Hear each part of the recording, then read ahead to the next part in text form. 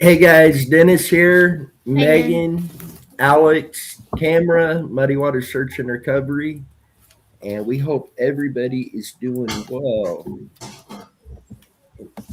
I'm going to jump on TikTok on my other computer. Tonight we should be live on TikTok and YouTube again. Last time, after like 20 minutes, it kicked the live off of TikTok, and I'm not even seeing it on TikTok. Dennis, Yeah, have you been able to figure out why it's doing that? no. I went in and tried to do a couple things different with it this time. So hopefully it will keep going. But those watching on TikTok, if it does shut off, we will still be live over on YouTube. So make sure to jump over there if it does for some reason jump off again. Sorry, I had to grab my phone charger. My phone's gonna die. Well, I hope everybody has had a wonderful weekend. I see Matthew Turner, Mac Randall Jr., Joanne Conger, and hello to you on TikTok. It's kind of different doing this on both at once. Yeah, it's definitely different looking for sure. And at least tonight, I was able to kind of split the screen differently because last time we were all little bitty straight across. Yeah. Well, I mean, even how it's coming across on like YouTube, looking at it on my phone, it's way different than it is when we do it with StreamYard. Yeah. You notice that, Tamara? Is it do you see a difference in how you see it? Yeah. I looked even last time I looked on TikTok and I looked on YouTube, and the picture looks much better on the formats than it does like what we see. But yeah, Uh-huh. it did. The format was very different with the three straight Mhm. across. So Yeah. Yeah. I prefer StreamYard.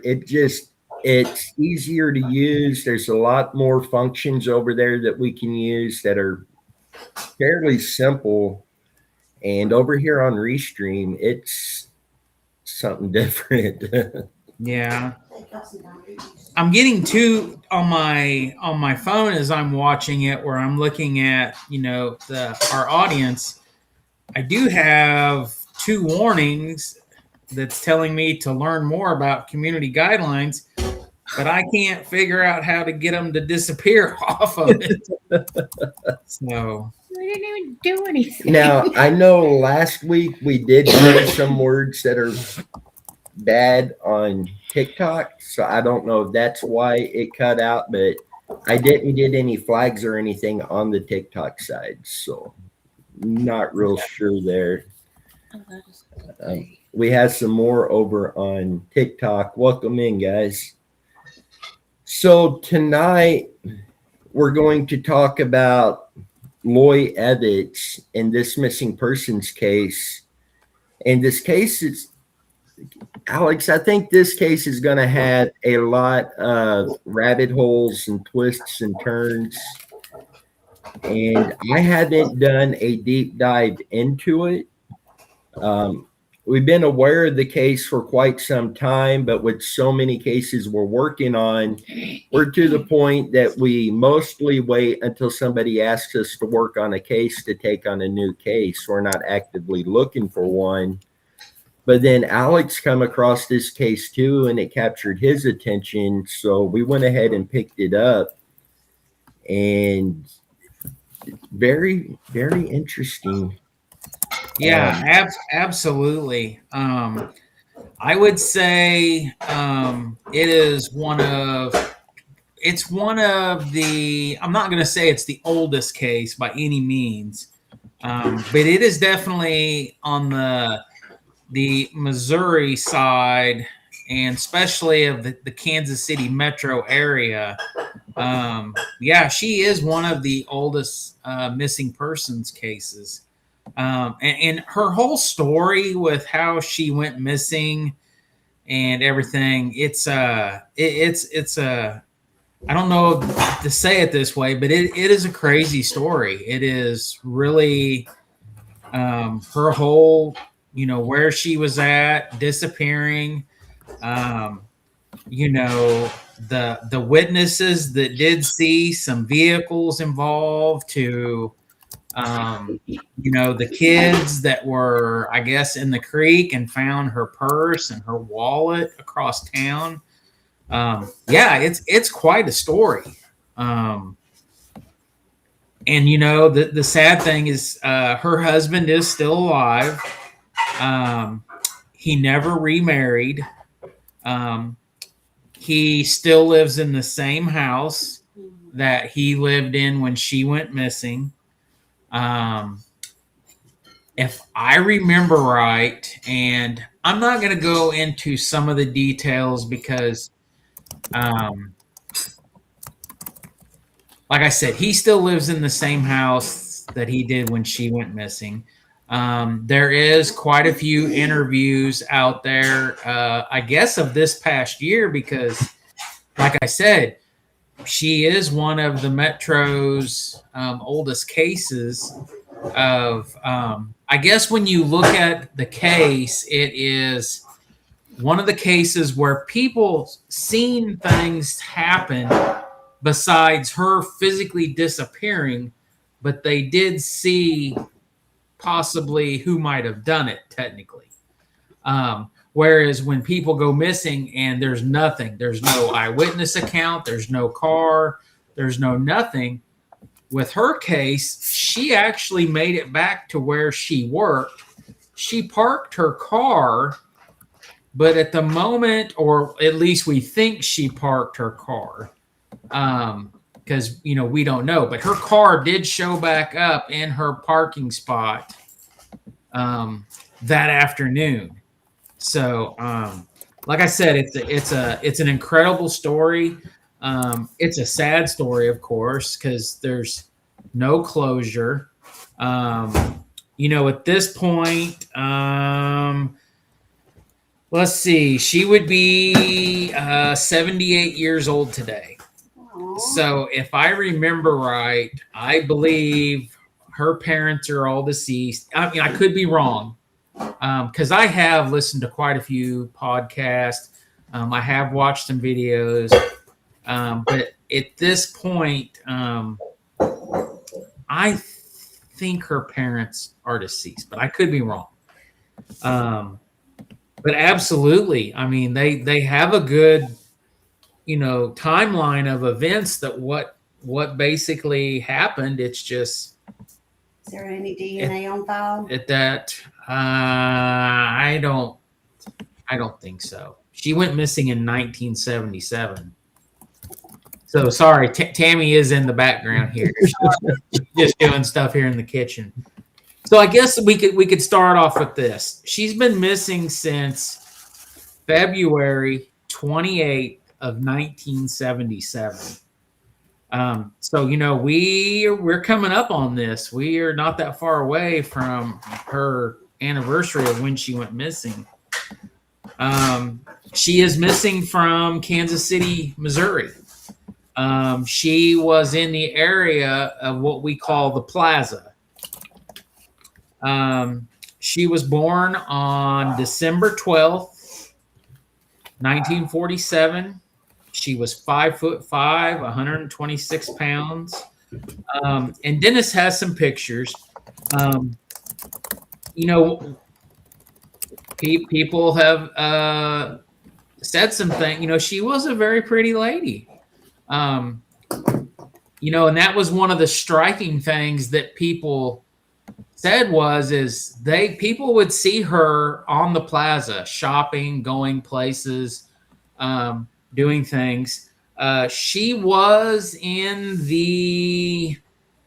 I'm trying to remember this as I look through all this stuff. I think she was in, I can't remember if it was the Miss America pageant or the Kansas pageant, but she was in some kind of beauty pageant at some time. And I believe this was right before she had got married. Probably somebody was obsessed with him. Could be. Well, like Tammy just said, could it possibly been somebody who was obsessed with her? Somebody. I think she worked at a law office down on the plaza.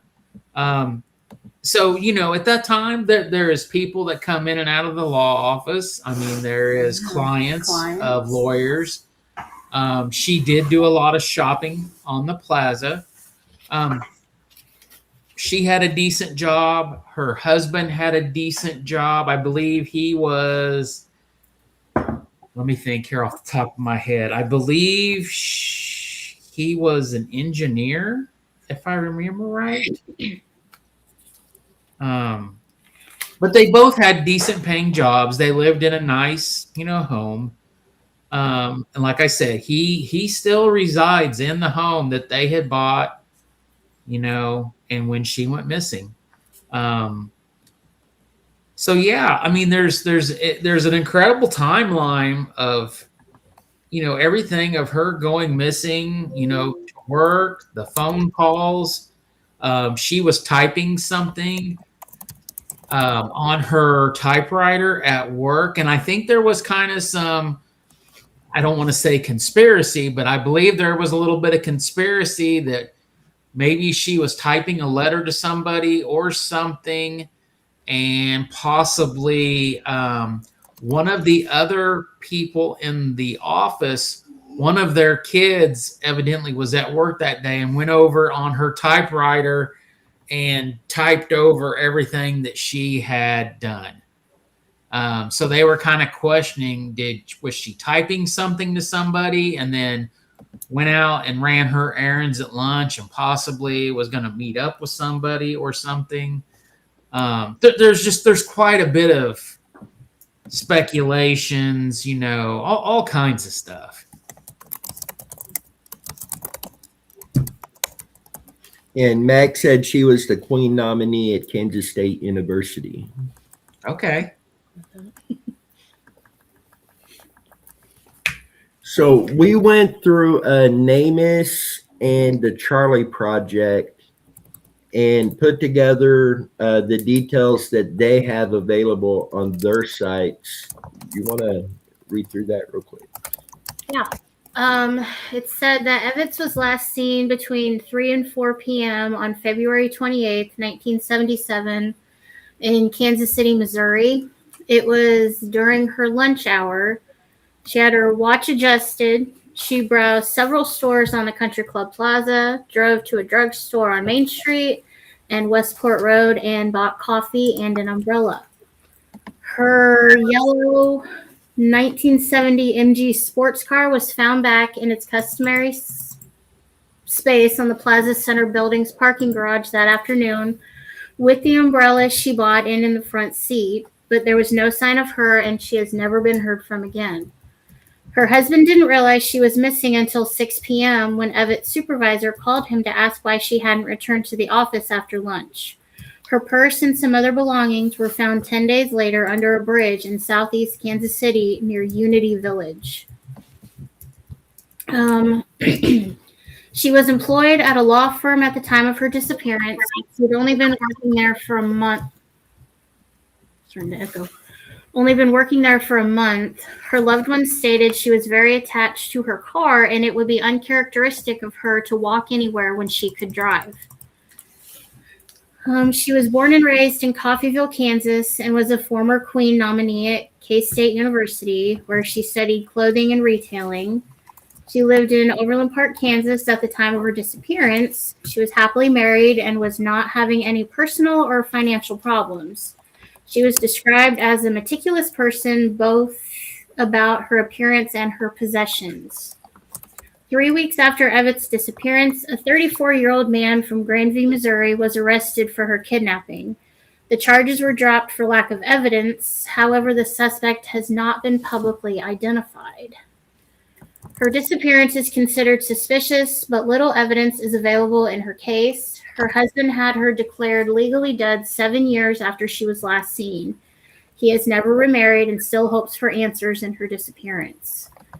Loy Evitts' disappearance is considered suspicious, but little evidence is available. I'm just reading that again. Okay. The KC Police Department thinks it's likely that someone abducted Loy, and this is their longest unsolved missing persons case. That was repeated. See, so they do have that on the Charlie Project, Alex, that this is the Kansas City Police Department's longest unsolved running case. Yes. Yes. So when I first looked at this case, my thoughts immediately went to what if this was like a robbery gone wrong, with all the gold she was wearing, the gold wedding band, the Hellsberg diamond, gold engagement ring, a gold watch, a gold bracelet, carrying her purse and a leather shoulder bag. Initially I thought, could this be a robbery gone bad? But the fact her purse was found 10 days later under a bridge in southeastern Kansas City, and the fact that her car was parked in the normal parking spot in the parking garage that she always parks, kind of rules that out for me. That makes it seem like she was grabbed right after she got out of her car. Well, there is some kind of documentation of eyewitness that they did see a car speeding about the time that she should have been back from her lunch break.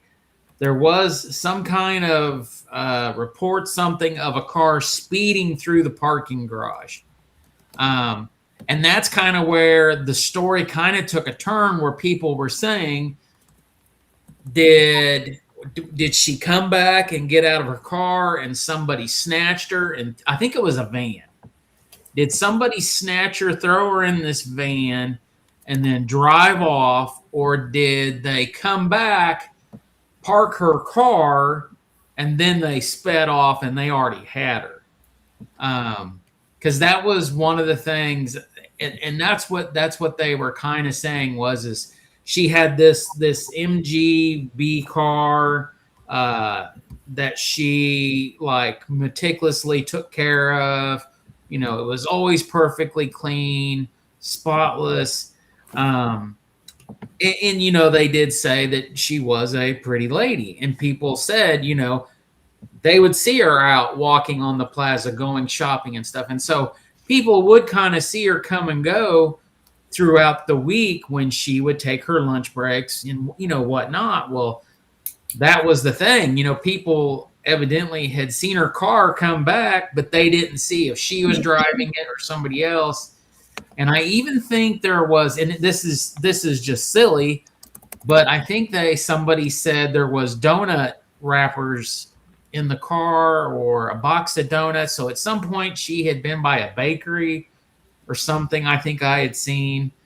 So, between her leaving and her shopping and the car returning, but not knowing if I'm pretty sure it was a van. If this van took off through the parking garage, was she in the van? Did they just grab her at that point? Or did they already have her and they were returning the car? Because evidently they weren't after taking her car.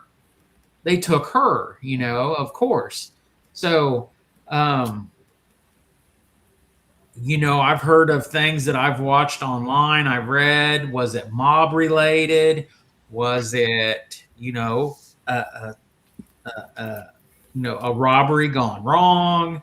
Was it, and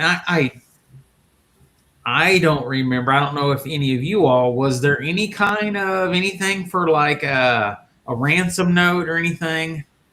I don't think I ever heard anything like that come. None that I saw that was reported.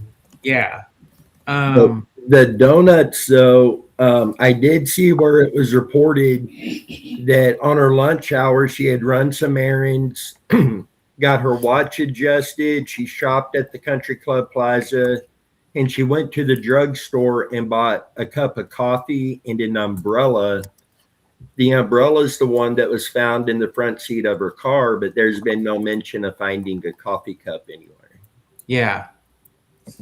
So you kind of get that feeling like she made it back to the car because the umbrella was in there. I mean, let's face it, if somebody grabbed her and did something, would they really take the time to throw the umbrella back in the car? I guess depending on how things went down. So, see, and if they grabbed her, they also likely took the leather shoulder bag, because her purse was found 10 days later, but there's no mention of that bag being found anywhere. Yeah. Well, what do you feel, Tamara? Well, I did read that she had only worked at that law firm for around a month before she went missing. Yeah. So I hadn't seen any previous employment listed yet. But if somebody took her, I don't know if 1 month of working there, she would be working on something that could cause her to disappear like that. Yeah. Well, Tamara, what do you feel? Well, Interrupted her. just initially, it's interesting they found her they found her purse 10 miles away? It was 10 days later. 10 days later? Okay. Did they give the location of where the purse was found? All I know was under a bridge in southeast Kansas City. Yeah. It was under a bridge, I believe, by a creek. And these young kids were playing. And I believe they found her purse. I believe, I'm trying to remember. I believe her wallet or ID, maybe a credit card. She did smoke the cigarette. I think she smoked what they called cigarellos or something. Mhm. Whatever she smoked, there was those there that was in all of the stuff. So, but yeah, it was thrown. I watched a video and they showed footage, and it looked like it was under a bridge or off to the side of a bridge under by a creek. And Yeah. it was a road like where you have a main road, and then you go off like a frontage road, and then that frontage road, that's where the bridge was in the creek or something. Okay. So, and I think there was, thoughts. Well, was she down there with somebody and something happened, or did they just drive by and get out and throw the stuff under the bridge or something? So there was quite a few interesting, thoughts what people were trying to come up with, especially like law enforcement and like that. Yeah, I think the first thing I kind of got just in general was like crime of opportunity. That's just the message that I get. So, which is weird because I got window of opportunity, so I think it was just again, crime of opportunity kind of thing is how I feel. At least that's what I heard. So, not much else right now, but doesn't feel good. Yeah. That's, I don't know. Well, they so to this day, I don't think anything has really, and I hate to say this because I want to say there was some kind of report that on another, was it 50 highway or 350 highway, or maybe no, it wasn't part of 71 highway, but somewhere they were pouring concrete. And I think at one time there was rumors they thought there was a connection to something, and unfortunately, she could have been placed in concrete on a highway, ramp or sign or something that unfortunately, her body could have been put into wet concrete. And I would have to honestly go back and do another deep dive into some of the stuff that I had, read and seen about it. I feel like it's more dirt. I didn't More see dirt? concrete. Yeah, I didn't see concrete, but And I believe that the bridge location, I believe at that time when this happened in 1977, I don't think there was many houses within a reasonable distance of this bridge and this road. Now, as of today, with every town growing and everything, I don't know now. And the thing is I know back in the day, the newspapers put all the information. And so I'm sure we can definitely find the address, the bridge location, all of that. And then, unfortunately, we can't go back. Well, some of historical imaging, we can look at older stuff, but I don't know if we'll be able to go back. No, actually, one of the sites, we can go back all the way to the 30s. oh wow. And look at stuff. So, if we can find the actual exact road and the side road and the bridge where they found her stuff, we could look and see what kind of, if there was houses there at this time, neighborhoods. Because if you feel something like dirt and we're in that general area, and at that time in 1977, if we can see where they were building new houses, that could be a possibility. It's one of those things, out of sight, out of mind. If you're out in the middle of the countryside and nobody's around, nobody's going to see you do something terrible. So that's a possibility to look at, because we know at least somebody that had something to do with her missing was in that area.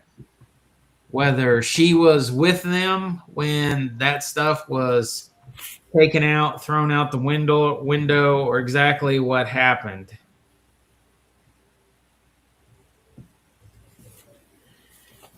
Say, we do know that bridge was near Unity Village. Yeah. It's like not far from St. Luke's East. Oh, Yeah, that's not far from Old Parkway. St. Culver. Luke's. did they find her watch? No, or not that I know of. Yeah, because because I know you said she had her watch adjusted. I feel like that might have been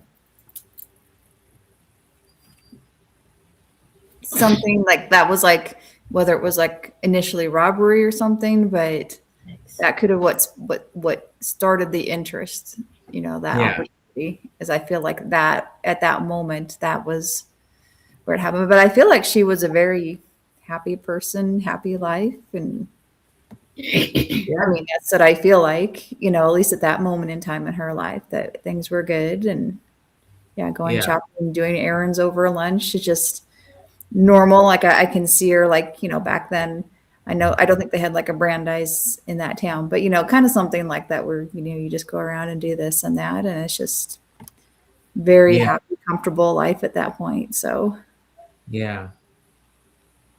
And we do have Little Cedar Creek that runs through that area. okay. This says Unity Village is in Jackson County. It borders Kansas City and Lee Summit, and it has a population of 66. In the 2020 In 2020. census. 66. Yeah, Oh 66. my goodness. Yeah, that is a little town. Wow. Tend to think little towns would be safe. Hey Dennis, is Unity Village Is that where? Now I'm drawing a total blank here. All of a sudden, is Unity Village off of 350 highway or a 50 highway where the? Oh Lord, I know you know this story. It is where the church building is with the tower, and these people at that church believed that Jesus was going to come back and he was going to come down the slide. Is that Megan? Is Yes, that it's like it's a spiritual little town, and it's basically based around this church. and it is that the building I'm thinking of? Yeah, I'm pretty sure. Yeah. So it's on the so oh, let me think here. Is it so it's over by Lee Summit, and is it where It's basically at 350 and 470.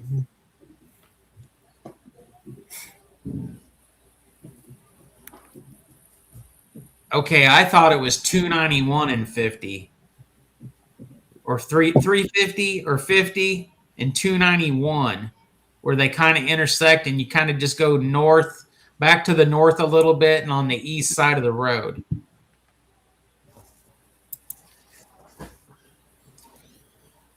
Oh, I can see that.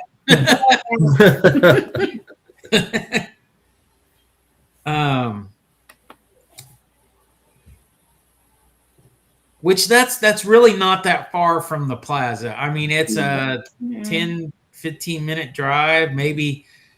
Well, let's talk. Back in 77, back in the late 70s, I bet the speed limit it was 55 on the highway, so it might have taken just a little bit longer. Let me look. I'm going to pull it up too. Maybe I'm crazy. What I'm thinking, it's 39 miles from my house right now.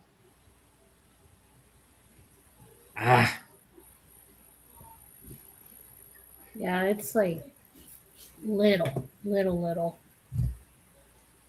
Okay, let's see.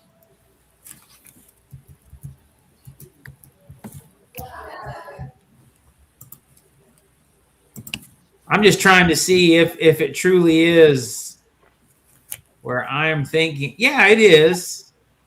350. It's kind of it's no, it's not the thing that I'm thinking of. It's not. So if you go 50 high, well, maybe it is. Heck, I don't know. Yeah, it is. It's off Bannister Road and 50 Highway. That is it. Yeah, it's not too far from the Lee Summit Municipal Airport. Yep, that's it. So there was. I remember hearing that church building. It's got a big giant tower, and supposedly there's some kind of slide or spiral staircase, not sterile space case, that supposedly Jesus was going to come back and slide down that in that tower, and that's how he was going to come back.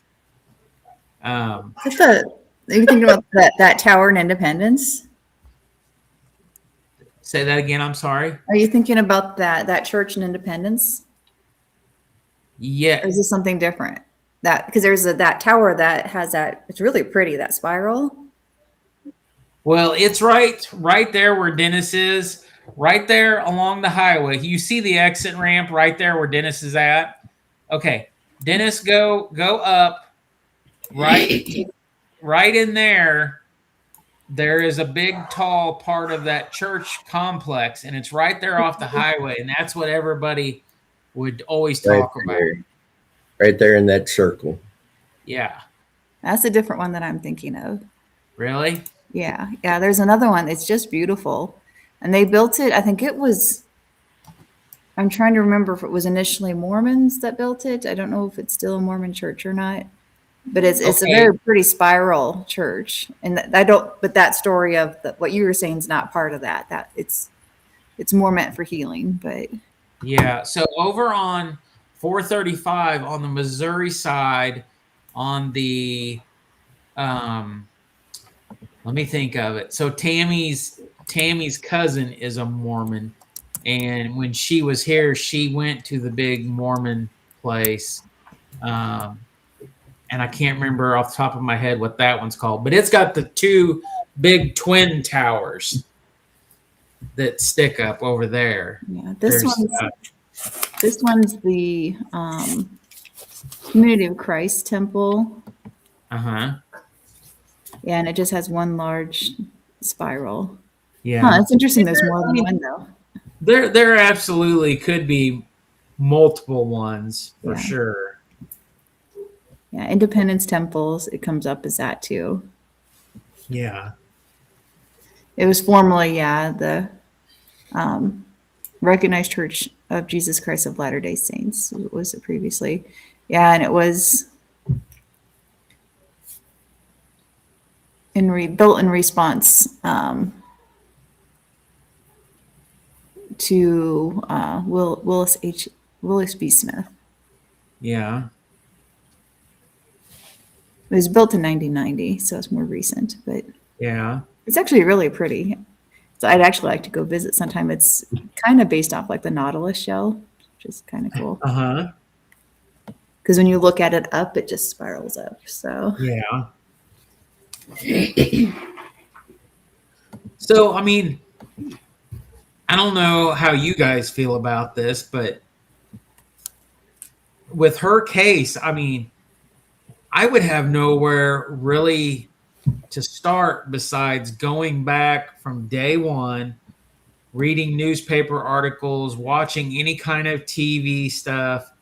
Really start back at day one when she went missing and just see everything that was basically what was in the news, what was on TV, newspapers, because really, I mean, there's not that much. I know a while back on one of I can't remember which, if it was KMBZ Channel 9 or KCTV 5, it could have been Channel 4, one of our main 3 local news, they did a story on, her case. It was just a little 5-minute piece, them talking about one of Kansas City's oldest cases. But when I went on Facebook tonight, most of our cases, you can find tremendous amount of stuff, whether it's the family has a in search of a missing page for their loved one, some kind of true crime, some kind of missing people's pages. With her case, there is literally only 5 or 6 pages that had anything. And I shared our video tonight for this episode that we're doing right now. I shared it on all of them except for one, because one of them wouldn't let me do it. And only a couple of them had more than 10 or 12 responses in the past. So her case, unfortunately, is one of those cases where it has fallen off. I mean, she's unfortunately been gone for quite a long time. There's really I'm not going to say there's no effort, because, of course, we don't know everybody by any means that's working on her case. But right now, it just doesn't look like there really is anything going on. So I would think from a investigative point of, we'd have to start over at day one, read anything and everything, and basically just document everything that we can see from the day she went missing to now. Do a spreadsheet, do something with a chronological order of theories, accusation, rumors, real facts, real stuff that happened, documenting it, and then look at these areas and see what could be done, because like we say, we don't have a car that's missing. We don't have that trail. The car is there. Her purse for all her ID stuff, that stuff is accounted for. Just she is missing with what she had on that day. And I mean, I know, when I've watched things, another thing is did she run off and start a new life? Well, people said that, she had a perfect marriage. Well, there was people talking, on certain YouTube stuff that she didn't have a perfect marriage, that they didn't get along. There was some stuff that was brought up against the husband, but when you look at it from these other standpoints, it looks like she had a wonderful, relationship with her husband. So it is hard. It's hard, reading this stuff, trying to make heads or tails of it. And I mean, this we do this with every case that we get. We really, we look at the facts, we look at factual evidence, then we look at, the theories, the rumors, the accusations, the hearsays, so on and so forth.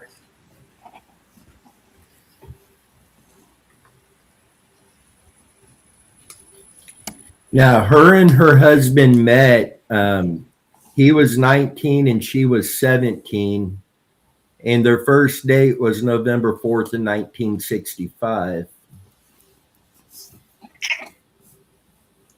Then he ended up, he was in the U.S. Army and shipped to the Vietnam War.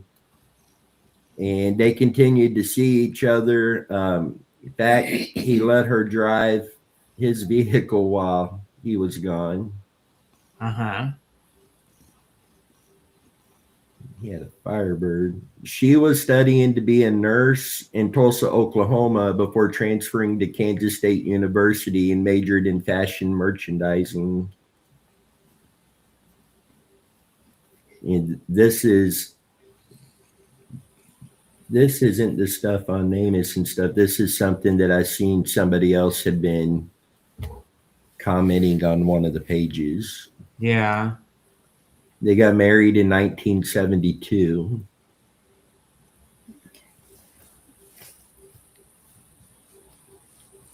And it says authorities scanned the area where the purse was found, but nothing else was found.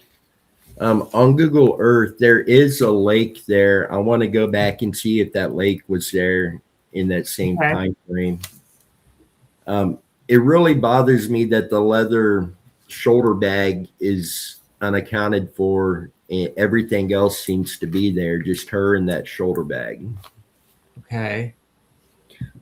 This little thing I just read, it said that her purse was undamaged when it was found, though it was slightly damp from laying in the creek.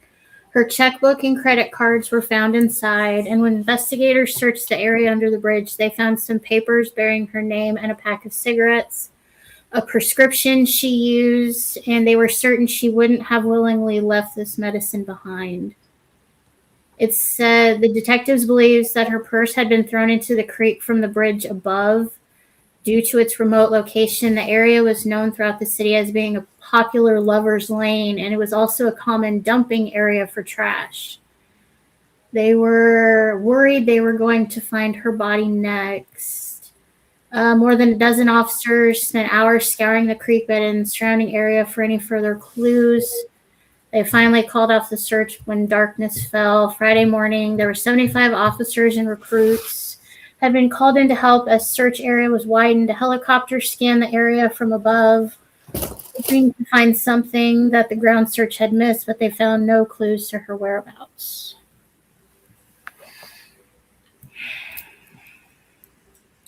So the purse was found in the creek then? Yeah, the 3 kids that found it were searching for their lost dog when they found it. When their dad saw them playing with it, that's when he called the cops. And what's the name of this website? Avian Tales. It's Cold as Ice: The Mysterious Disappearance of Loy Evitts. I think one of the old newspaper articles. I think I seen something that listed the kids' names. Yeah, this didn't say. So I mean, that could be an avenue to take at some point, is reaching out to those kids. I mean, I don't know how old they were at that time, but they're probably, give or take, between all of our age, Dennis. Yeah. Give or take. So, that's a possibility that we could possibly talk to them, and if we could arrange a meeting, they could take us that area and tell us what happened that day, and or talk to them on the phone, and they can go over things. What if they're still in the area.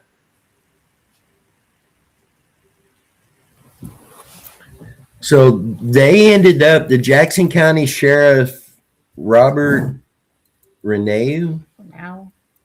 ordered another search of the area where the purse was found on March 19th of 77. He noted it had been raining heavily when the first search was conducted, and he wanted to make sure that no clues had been missed.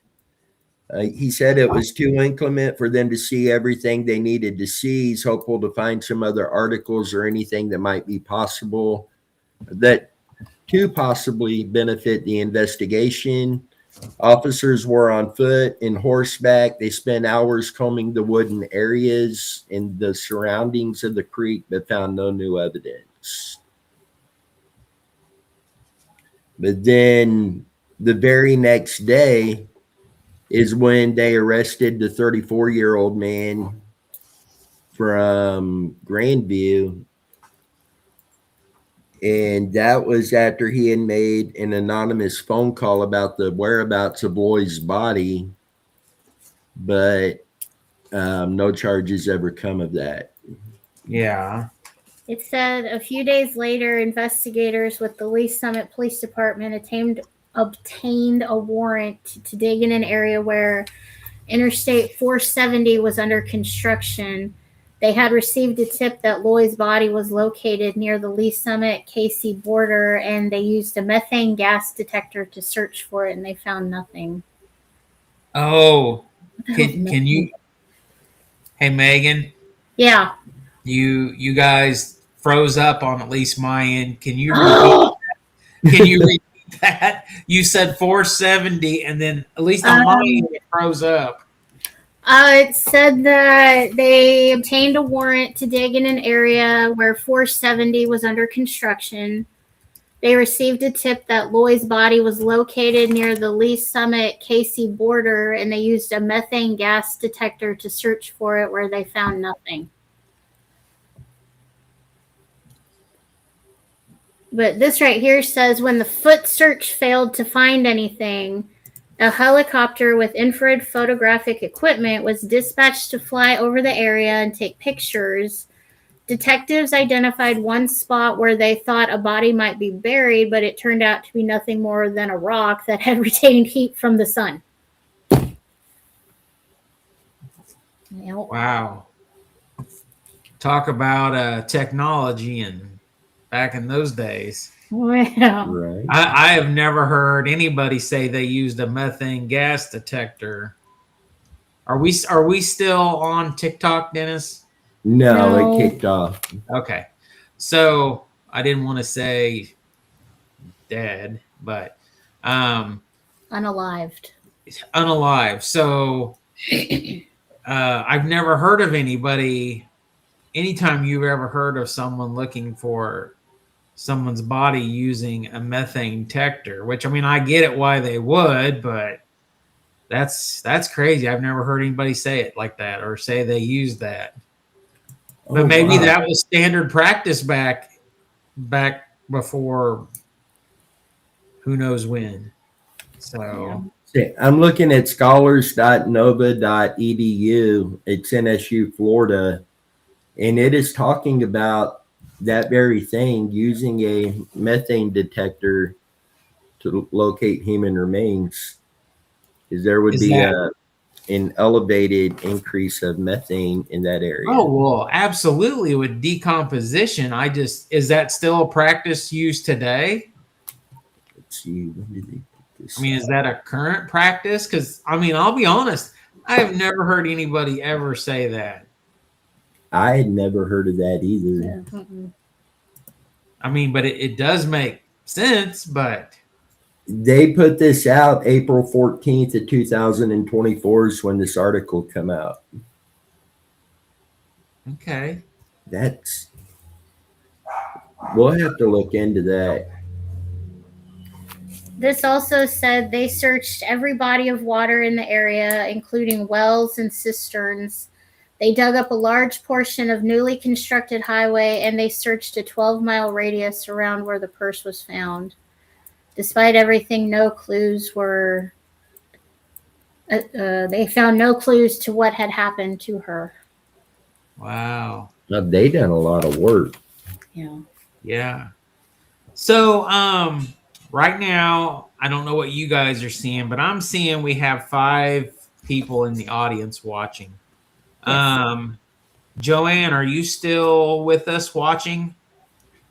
Joanne posted the podcast I watched is the Who Done It Sister. They showed the parking garage that she worked, all that. Yes, I did watch that episode. And when I first kind of got caught on this case and got interested in it, that is one of the episodes of stuff that I was watching and, was trying to learn about this case. So, yes.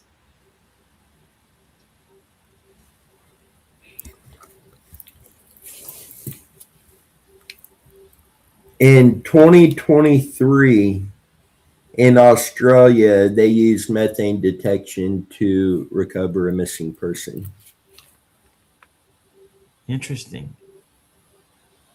I mean, And to they be also sampled the water too. And now we do have that chemical that we could test water and soil for detection of human remains. So we yes. do have that. But I definitely want to look into this methane detection. And Dennis, where did we get that chemical from? I ordered it online. Was it not Amazon? I believe it was Amazon. I have to double check. Yeah. So just for the audience to know that you can buy certain things on I'm Amazon gonna go grab this. that you would technically not think that you would be able to purchase. Mm-mm. So yes, I remember when Dennis and I was going over all that, found it on Amazon. So one of those late night impulsive buys. Yeah. No, We we're not got looking. We're not looking for a blue light or a black light to look for blood. We're looking for the chemical compound to mix with dirt. So, I mean, I know it's not funny, but it was funny because I'll never forget that night. It's like, oh, well, let's order some. It's amazing what you can find on Amazon. I know. Well, I think we should, if you all are in agreement, I think we should map out the locations on something. I think we should look at what has been done, what kind of evidence. If we can, I know with the Kansas City Star and the local news stations, we might be able to find the exact locations where they did do stuff. I don't know if that's something we could file for the Freedom of Information Act paperwork. Try to get from the police station on her case because honestly, I don't know if her case is still open or not with local law enforcement. But I think a good starting point to look at this case would be to, do the evidence, and then, possibly if Tamara feels like doing a dowsing episode sometime on it, if she'd be interested or not, to see what she feels else we might hit on. And maybe we could do that episode if it would work with all of us, and especially Tamara. Maybe we could revisit this on her anniversary of her disappearance, and give us, basically, what is it, 5-6 weeks to look at everything, and then we can try to see what we come up with, what Tamara feels, what she comes up with. And by then, there's possibility. We have a new person watching. Yeah. Locke's reunification. Her case is open. Been meaning to make a file of, I just lost it. What did I just do? I got it. So they've been meaning to file an FOIA in her case, just been a little worried that it would get denied. Okay. I mean, it doesn't hurt to try. It is technically an Yeah. open case, so it just depends on the police officers and the people looking into it. I mean, like I said, there's a case that I had a friend look at for a different reason from back in the 40s, and I mean, there's no solving it at this point, but they still said, well, it's open, so they refused. So, yeah. So it just depends. Some of them will. I talked to a police officer, and he says it really comes down to one person. There's one person that kind of manages all those documents, and so what this one person, what they're ordered to do too, their processes and procedures. Like if there's a reason why you would or wouldn't, if it's open and they don't care the reason why or how long it's been, and it's absolute, or if there's a certain time frame, then maybe it's okay. It just depends on the police station. Yeah. Uh-huh. Well, I mean, we definitely, us going over her case tonight, we are once again bringing it back up. Just look what happened last week with Mark Fullerton's case. I mean, people were talking about it nonstop for a few days. And it did, we always have to spread awareness, one way, shape, or form or another. We just have to do what we can do. So absolutely, I think we should,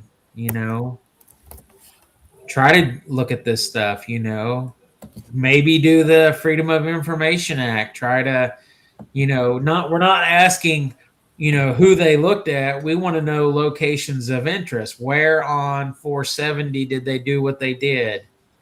What other areas of interest might they have done any kind of searching or anything? I don't know. Looking at NamUs, the Charlie Project, even on Missouri State Highway Patrol, unidentified remains, etc. We can look back in the timeline of that and look at stuff, what was found years and years later. Because I guess one thing would be is to look at these areas in general, because we all know that police miss stuff, and we're not talking down on the law enforcement, but mistakes happen. Everybody makes mistakes. Nobody's perfect. So could there have been remains found in the 80s, and her case was, she had been gone long enough that people just didn't think, and like Tammy said, is there any DNA on file? I don't know if they had DNA from her family, relatives, whatnot to have for the future. I don't know. Is it Charlie? The Charlie Project? Is it? Did they say if they have DNA on file, or is that NamUs? Yeah, because I know they didn't have she didn't have any children, correct? No. No, No. so it'd probably be if she had brothers, sisters, parents might have been before that. Because I feel like there's a possibility that if there were some remains found, they may not, it could just be unidentified. But if there would be some way to do, like,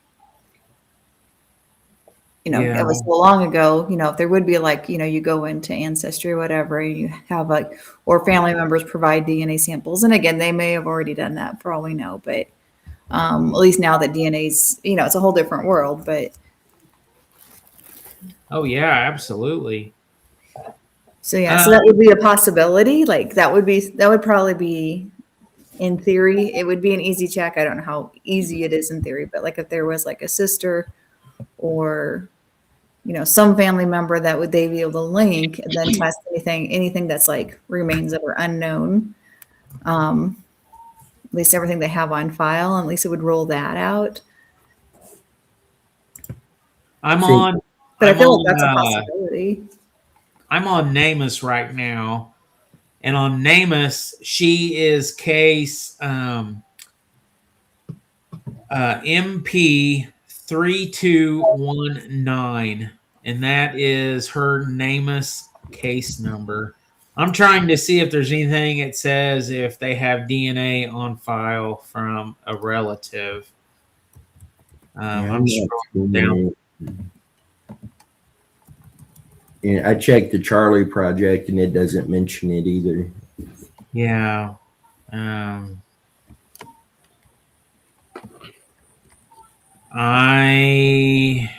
not seeing anything that there was.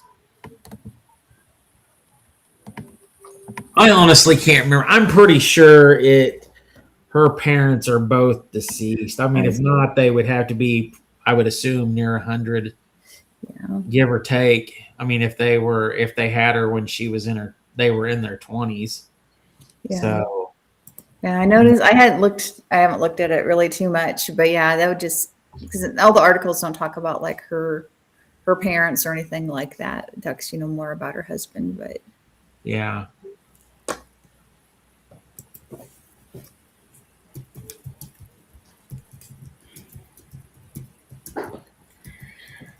I don't know. yeah, because even if you did find something, unless you'd almost need DNA to. Oh yeah, you'd have to have DNA or some kind of confession from somebody that. Yeah, even then, like a confession, you couldn't prove. Yeah. No, I mean, if you had like some kind of way to prove through a trail of something that, yes, this is the person that did this, I witnessed it, so on and so forth. Mm-hmm. I have found that her father, William, passed away in 1998, followed by her mother, Jewel, in 2008 at 97. Oh, wow. Oh. Her brother passed away as well, her brother, John. Wow. Well, even if there was some other relatives, cousins that might be alive, like I said, I did see somewhere today that I swore it said somebody was related on one of the Facebook pages. Even if it's a cousin, you're still going to get a percentage of DNA, just like on Ancestry.com. So that would be, one way. But lots of reunification. I can definitely agree on your last comment. For sure.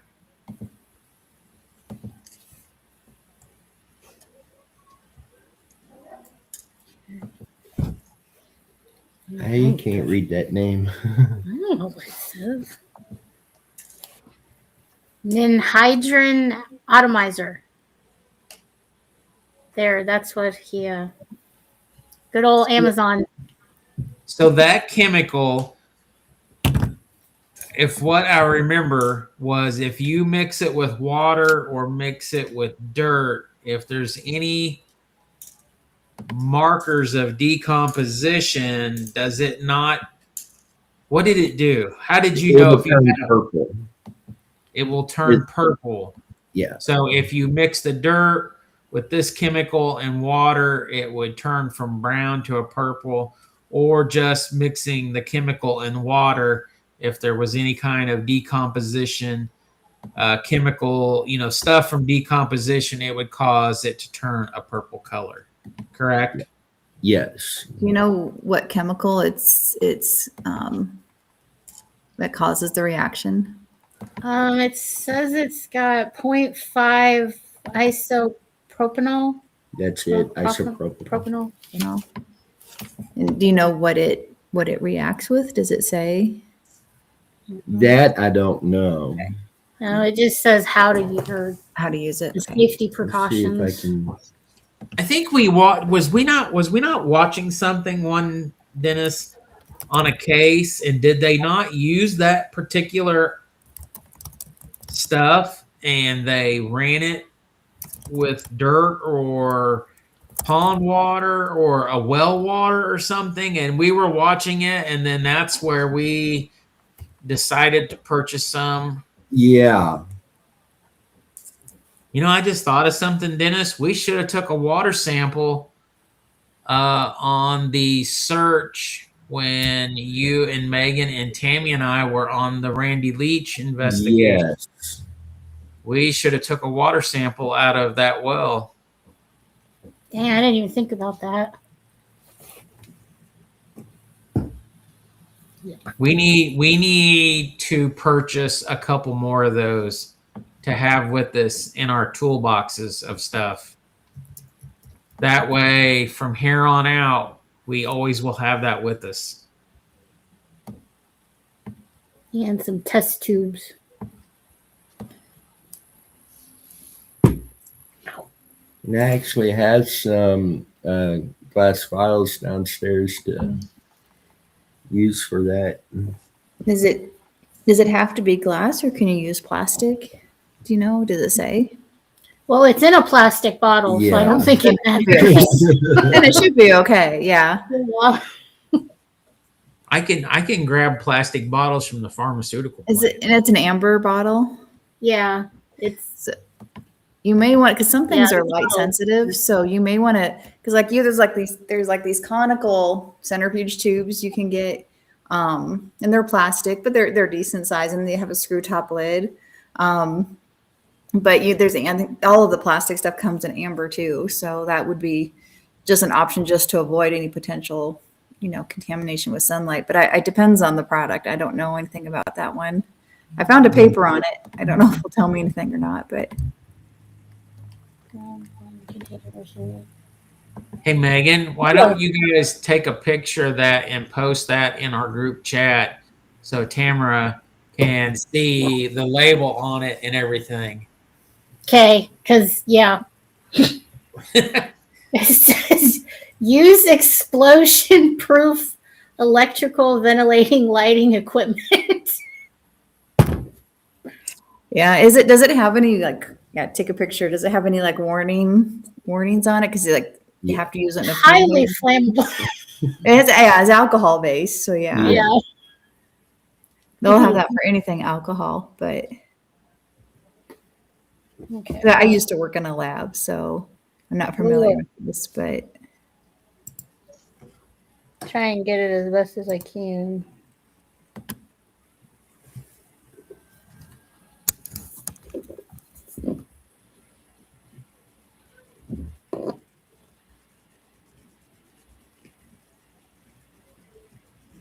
Oh, no, that one was blurry.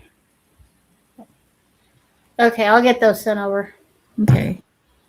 Yeah, I'll look through this article.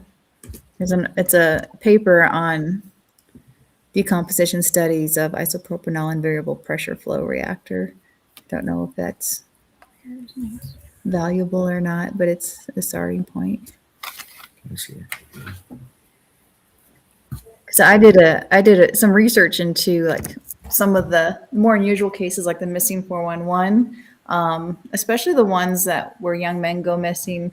There have been cases where the family have ordered a second autopsy and they've had unusually high GHB, like ridiculously high. So I've done a lot of research into that and different research studies on it, and what the common range is. And you can get GHB like they're just like the like the strips, like the urine strips. But if you do want like a full kit or have it analyzed, you have to go to a professional lab for that. There is a kit that's available in the UK, but I don't think you can get it in the US unless you like a doctor orders it or something like that. This is showing that this will react with a reactive nitrogen from human remains or remains period. Okay. Mac Randall Jr. Time for a chemistry lesson.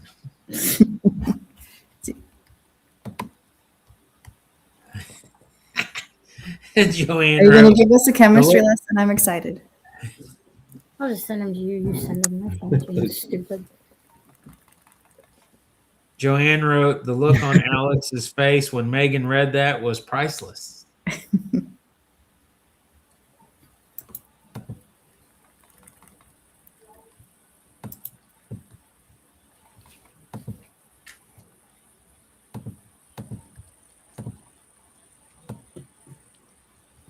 You're going to have to put them in there. My phone's being dumb. This stuff is also used to help find fingerprint residues because it also reacts with amino acids. Aha. Oh, interesting.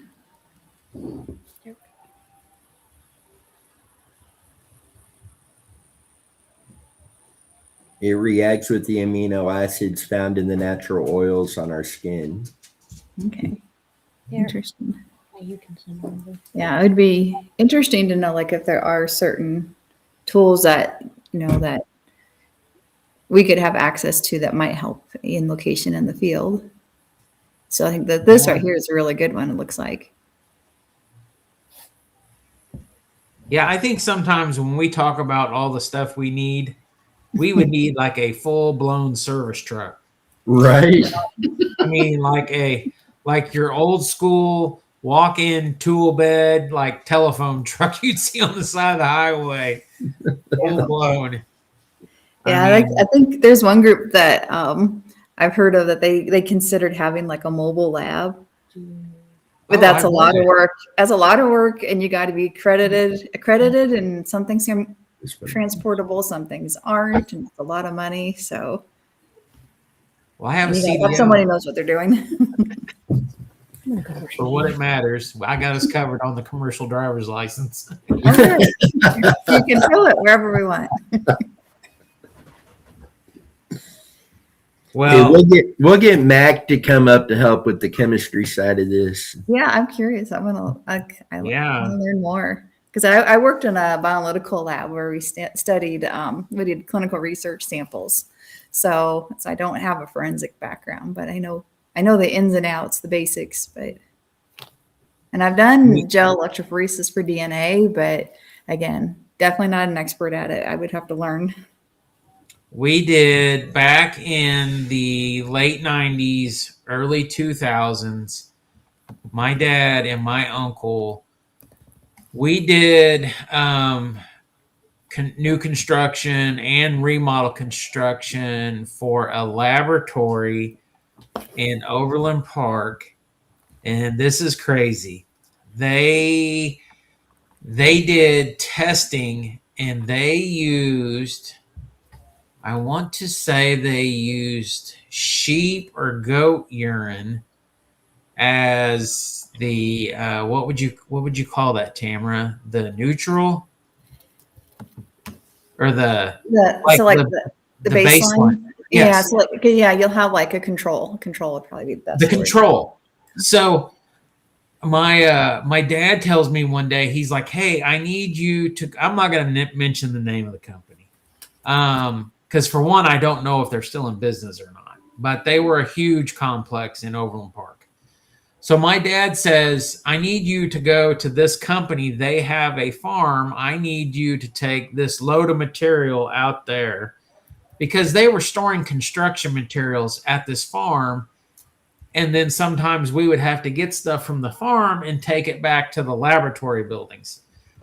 And so we get out there, and this is like 1,000-acre farm. And it's just literally, I can't honestly remember if it was sheep or goats.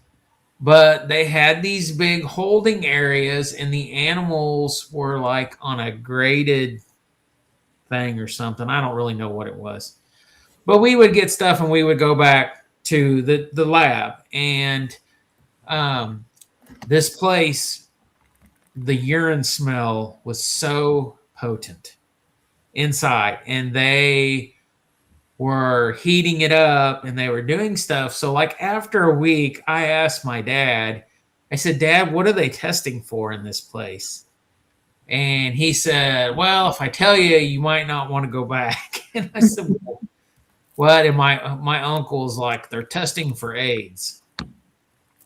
And he goes, "But don't touch anything." I'm like, "What? Don't touch anything? How are we not supposed to?" So they had these vats and they had these trucks, and they were using the urine. I'll have to ask my brother, and I'll have to tell us next time we talk on our chat. But they were using the urine from either the sheep or the goats as the control to do the testing against whatever. Like I said, this was late 90s, early 2000s when we were working over there. But yeah, they had these big giant stainless steel tanks, and they were heating up this urine, and it was terrible. So nauseating. Ugh. But, I know we got off the subject, but yeah. I've worked with urine samples. I can't imagine heated ones. It'd just be awful. And they also had these rooms with batteries, like automobile deep cycle batteries. And the batteries were part of the backup system in case of power outage. That was part of the secondary backup to the diesel powered generators. Because evidently they can't, if the power went out and the generator didn't kick on, then they lost all the samples in the testing. So they had multiple stages of backup. So it was crazy. But okay, lots of so Mac says, "You don't want me, I flunked science." Oh. And then lots of reunification. When I did my undergrad at Pittsburgh State University, I took one semester of chemistry, and that's the gist of my science knowledge. LOL. Well, I took the basics that I had to take in high school. I think as far as I got was biology. Yeah, that's what I had at Baser Linwood. Same thing. Just the basic classes to get a pass to be out of high school. Yep. So I don't even think I had a home chemistry set from, what was it, Tester? Who made the home chemistry kits that everybody had with all the little the white bottles with the red caps, and you had the little different chemical stuff, and you could, it was like a learning thing for middle school, high school students to do at home. I can't remember who made that kit. I can't remember. I can't remember. Yeah, I made it to organic chem 1, and I was done. I still worked at a lab. I worked. Worked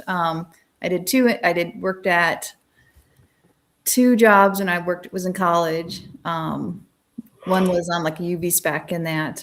The other one was actually the genetic testing. And then I moved on to bioanalytical lab, but I never, that was just, production work. I never went to like R&D or anything like that. My skill level's not there with the chemistry. So I know the basics. If you give me instructions, I can follow them pretty good. But yeah, beyond that, I have some knowledge, but that's about it. So Yeah. but I've always thought the DNA, like learning how DNA actually works, because there's this new type of DNA analysis, and I don't know how valuable it would be, but you've heard of like how they'll test water and they can find us like the environmental DNA, so the eDNA, so they can see if you test water, you can see where you can see fish that are in there, DNA of all the different types of fish, DNA of the different birds that have been in the water. It's really interesting. Yeah, and it's really accurate too. And then they have a new one. They've actually done 2 studies on it where they're testing air DNA. And they went to 2 different zoos, and these were 2 independent research studies. And they basically I looked up the paper, and they just use like an air pump to pump air through a filter. And then they tested that filter, and it picked up all the animals in the zoo. It also picked up like the squirrels and the local birds and all that too. Wow. So like that was really interesting. You can even do like contact eDNA where they would test. They do that for tracking like animals and like in the wild, where they're testing like to see like the populations. They can like test footprints and things like that where the animals had walked, and they can take some ground samples and then test DNA that way. And I don't know if it can get down to like finding a person, because that's a whole different level of DNA. But I think there's a possibility. And like the air DNA, when you just take a sample of the air, and if they're in the vicinity, there's not enough research on it yet, but you can kind of get like the vicinity to say, okay, well, right now it's like there's people here, there's animals here, but if you're in a really remote area, it might be possible. And then if it evolves further, it would be possible maybe to get DNA to a whole different level of, can you find the DNA of this person? Can you just test the air if like it's a recent case, to see if they've been in that area within the last however long it stays in the air. So we don't know all that yet, but it's possible in the future. Yeah. Yeah, it would be cool. That would be neat. Yeah. I definitely think, and it's crazy, we totally forgot about that jug of that stuff. But, we could have, if I would have thought about it, we could have had that down there at Mark Fullerton's search. Right. I was down there on my stomach digging through the trash. We could have pulled some stuff out of there and at least tested it.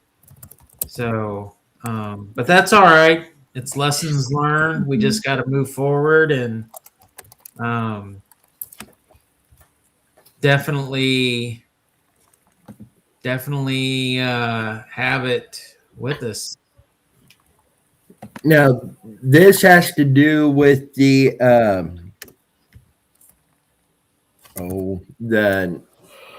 anhydrine that's in this, where some dead scene. This talks about using this for cadavers that's basically an unmarked grave. Yeah. And that they on down in there, you got to go through some other stuff to get to it.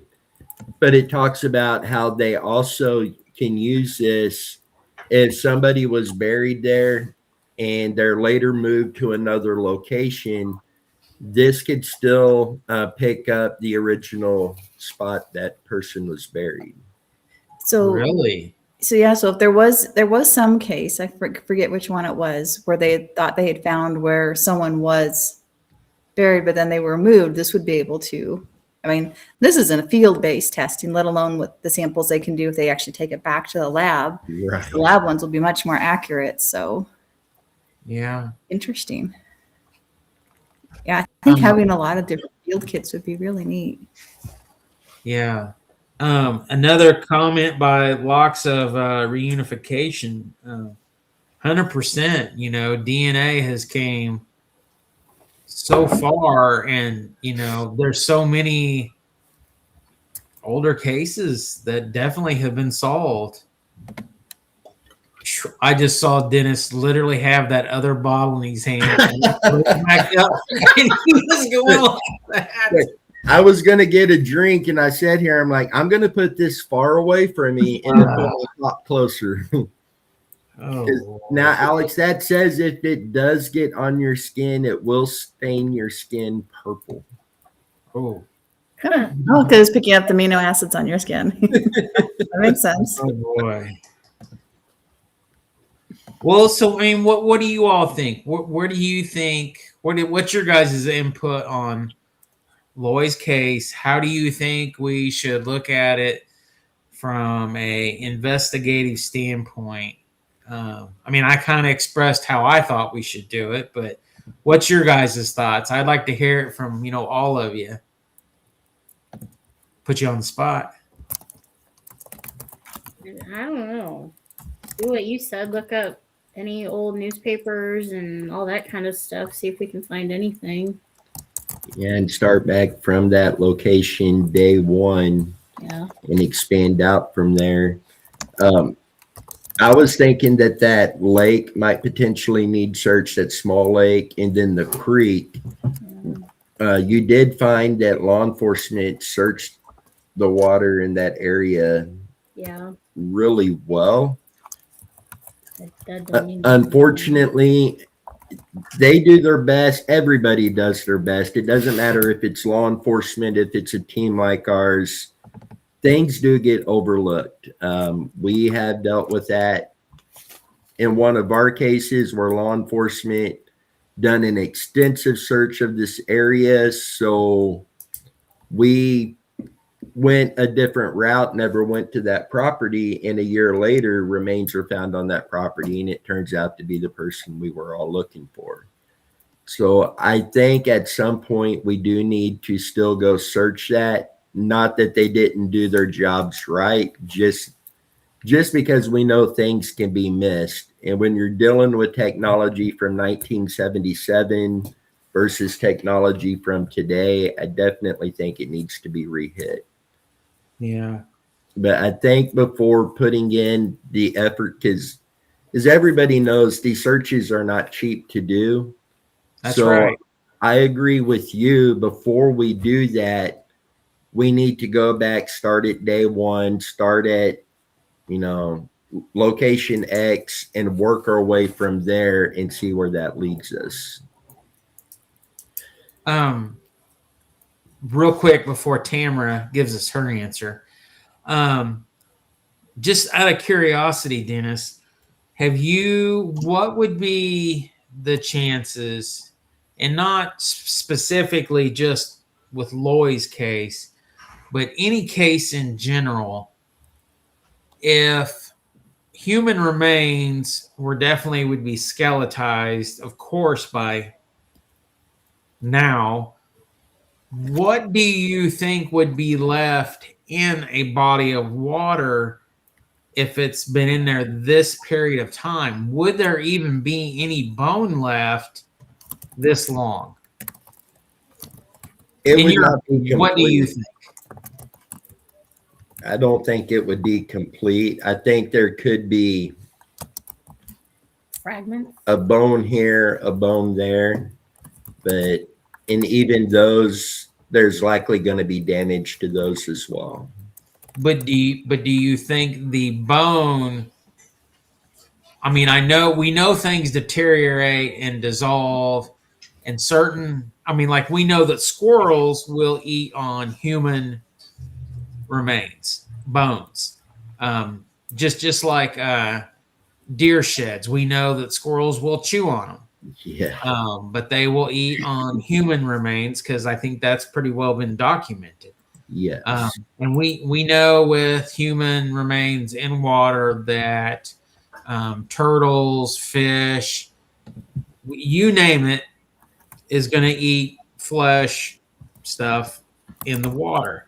I'm just curious if over time the actual bone would break down to where there's nothing in the. And I guess the reason I'm saying this, and I know a pond, a creek, a lake is different than an ocean, but when you watch stuff like on the Discovery Channel or even on YouTube, they will talk about why do you never find human remains in a certain body of water? Why do you never find the remains of a whale or this? Because anything and everything eats anything and everything in a body of water. So I'm just curious, and I'm not trying to take away from Tamara's time of her answer, her question. I just, while you were on that, and maybe Tamara can say what she thinks also. I was just curious because the question. So I'm sorry. I don't mean to ramble on. Uh-oh. Did you guys freeze up? Oh, there you are. No, we're here. Yeah. No, actually, we had actually our friend asked me something similar to that, and I hadn't really looked it up. But obviously, they must. When all animals need calcium, because calcium is required, for all kinds of functions in the body. That's why even animals like rodents will chew on the bones because they need that calcium. But obviously, it must go back into the dirt. It must. I think it's probably one of the last things that go back to the earth, but it must. Otherwise, there'd just be bones everywhere. But I don't know what the rate is or like how long it takes. Uh-huh. I'm sure water would speed it up, but I don't know. I guess in my mind, I thought, okay, I know that some other teams in the last few weeks have found human remains. Actually, they have found bodies of people that have unfortunately unalived themselves in a body of water. But it's only been a short period of time. So my thought is if somebody was thrown in a body of water 40-some, 30-some, 40-some, 50-some years ago, is there any remote chance that either by silt, natural like trees, leaves, stuff falling in the water and settling on the bottom, is there even going to be a remote chance that even if we had a lead or found some kind of evidence, and I'm not just saying Loy's case in particular, I'm saying anybody's case, is there even a remote possibility of finding any kind of remains that are in water? If not in a vehicle of some kind of time period. If we're looking at like a creek or a pond, a cadaver dog should still be able to pick up a scent from that. If it's a fast moving river,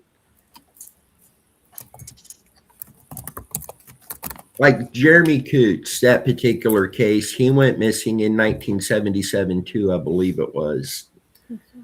And it's believed he may have went into the Missouri River. If the river washed him off, then a cadaver dog's not going to pick him up in that area. But if his body got caught up in something there and there was still remains there that were buried, there's still a possibility that a cadaver dog could pick up on a scent there. Uh-huh. But as far as running sonar, and using Loy's as an example here, searching the creek, searching the pond, using sonar or even underwater camera, most likely anything that's left there is buried under sediment. So we're not going to be able to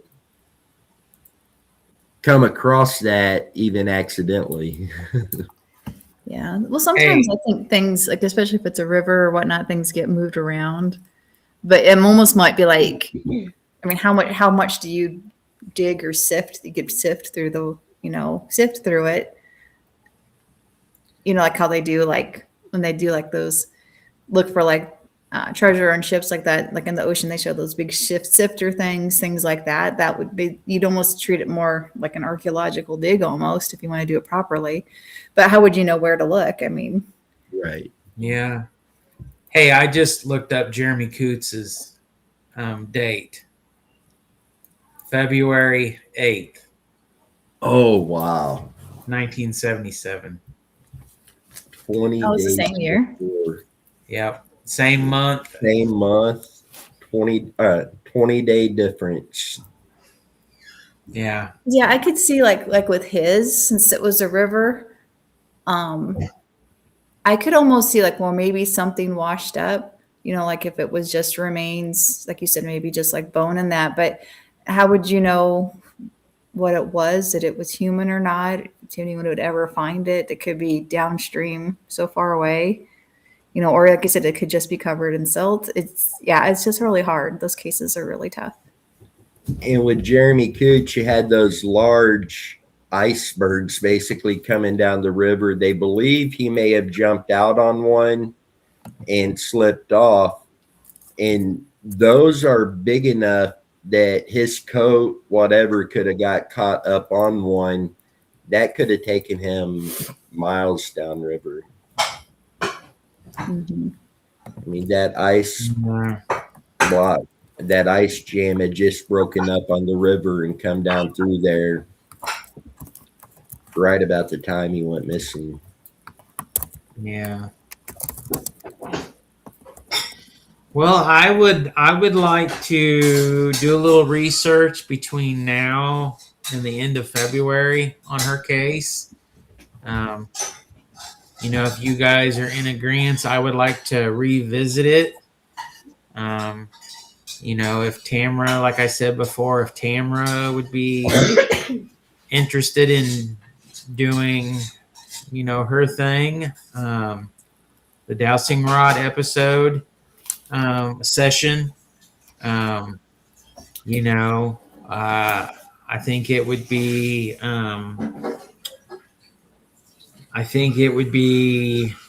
a good update to this case. Give us a little time to look into it. Really read in between the lines, meaning look at newspaper articles, so on and so forth. Yeah, and it'd be interesting to maybe do something on site too, because that's Kansas City. But yeah, I don't know what part of town it's in now, if it's a good part of town or not. But yeah, because sometimes I've done investigations and it's like I'm more scared of the living right now. So that area, I think it depends on if it's daytime or nighttime. Yeah. Yes, yeah. Yeah, it was just a group of friends of ours, and there was this book about, haunted locations in town. And it was just a small town. It wasn't a huge town. But after we went to one location, some of them were really interesting. And we went to one part of town, and the town wasn't like horribly scary, but it did have some bad parts of town. And after a while, we were like, well, yeah, I think we need to leave now. And I wasn't because of any paranormal. I had one friend that she would do paranormal tours, and they were at a cemetery. And again, it was in a part of town that wasn't so good. And of course, it's at night. And all of a sudden, they hear gunshots. And she had everyone duck. Everyone was fine. It was far away, but she never went back to that location again. See, that was my fear with Alex and them doing that search for Mark Fullerton after everything going on leading up in there was, oh my goodness, what's going to happen? Yeah. I literally tried finding a 3 extra large tall bulletproof vest at least a week before we went down there, and I couldn't get anything in time before we left because I was a little nervous. I'm not gonna lie, That case is a little scarier, just because there's things in there that, since it's risk of foul play, that makes it a little bit more risky. But yeah, for sure. Well, is there anything else we need to discuss? Do we have any other updates, Dennis? With anything? Not right off. We're going to be doing a live feed, just a quick live feed one night in the next week or two. A new feature we put on our website that if somebody has a new case they want to submit or information on a case that they're more comfortable talking to us on the phone. I know some people prefer that. they'll be able to go on the website and actually schedule a time for a phone call. With I'm listed on there, Alex is listed on there, and Chrissy's listed on there. The website allows us 3 slots for that. So in the next week or two, we'll do a live feed, kind of walk everybody through that, give a full explanation of it. Other than that, I put out a new case shortly before the live. Megan brought it to me. Do have a 14-year-old girl missing out of Leavenworth since Friday. Went missing. I have another update for something. So I found out today that in Weston, Missouri, that the Burley House tobacco barn, that is the big metal tobacco barn that is right there on the main strip in Weston. Dennis, Megan, you know what I'm talking about? Yeah. So a friend of ours, she is the one that always was in charge of that when they would do Apple Fest in the different functions. Well, they shut it down. How many years has it been closed, hon? 2 years, possibly. That they haven't had that open. Well, they are reopening it, and this lady, she is going to be in charge of it again. And she is good friends with Taylor's wife, Megan. She is good friends with her. So I told Megan to ask her when we have Apple Fest if we can put a booth up in the barn for missing people. That would be cool. Oh, yeah. She's going to talk to her. Nice. So, because Tammy and her mom is friends with another lady, and they have a store now in Weston for antiques. So Tammy's got a booth in there. Her mom's got a booth. So, and it backs up to that building. So Tammy, of course, will be there that weekend, probably in the booth as they're doing stuff. But we can also be in the barn and have a missing people stuff. Megan, I can talk to her too if you want to have your stuff in there. So, but my Megan, I did talk with her tonight about that before family dinner. So that would be cool. Yeah, that's cool. that would give us 2 different social interactions with the public to spread awareness. Yeah. So And when they open back up, they usually, when they open back up, when it gets warm, sometimes they have it every weekend. Or once a month, excuse me. It is once a month. So it'll be quite often.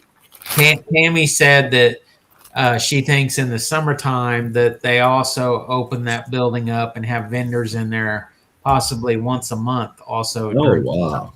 So, but for sure, I will let Megan reach out to her, and hopefully we get some, because she is actually, she hasn't been on, this lady hasn't been on social media a lot lately, but her and her husband was one of the couples that always used to share the missing flyers that I would share.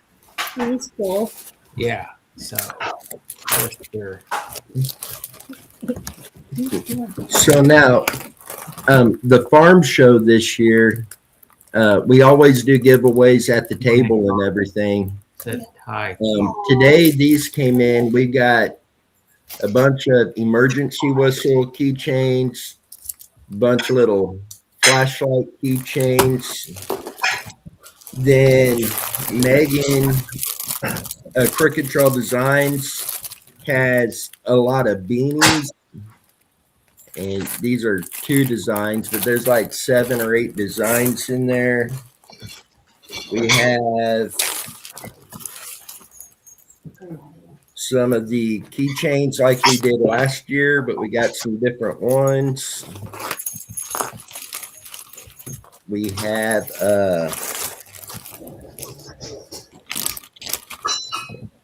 what are these? Your hair tie. Hair ties, camo. That's Sweet. This is all stuff from Crooked Trail Designs that she's donated that we can give away at this. Then I'm sure we're going to have some t-shirts and stuff like that too. I'm looking forward to the farm show. It's always been fun. Every time we've been, we always have really good interactions with people. Looking forward to that this year.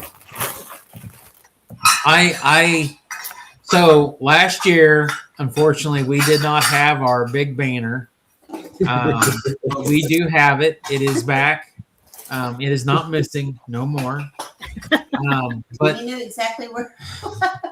No, Tammy I knew haven't. where it was the whole time. Oh no, I really.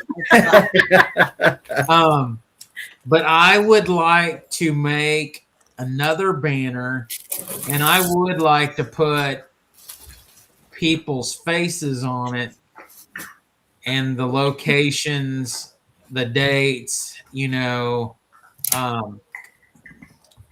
not to say like a display board, but that's basically what it is. I would like to do something like that and also hang it up underneath our banner or above our banner. Some way, shape, form. I'm not for sure yet, but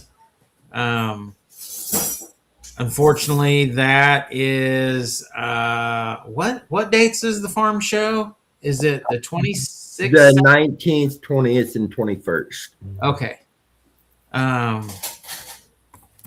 So yeah, and I hope this year that possibly we can go live.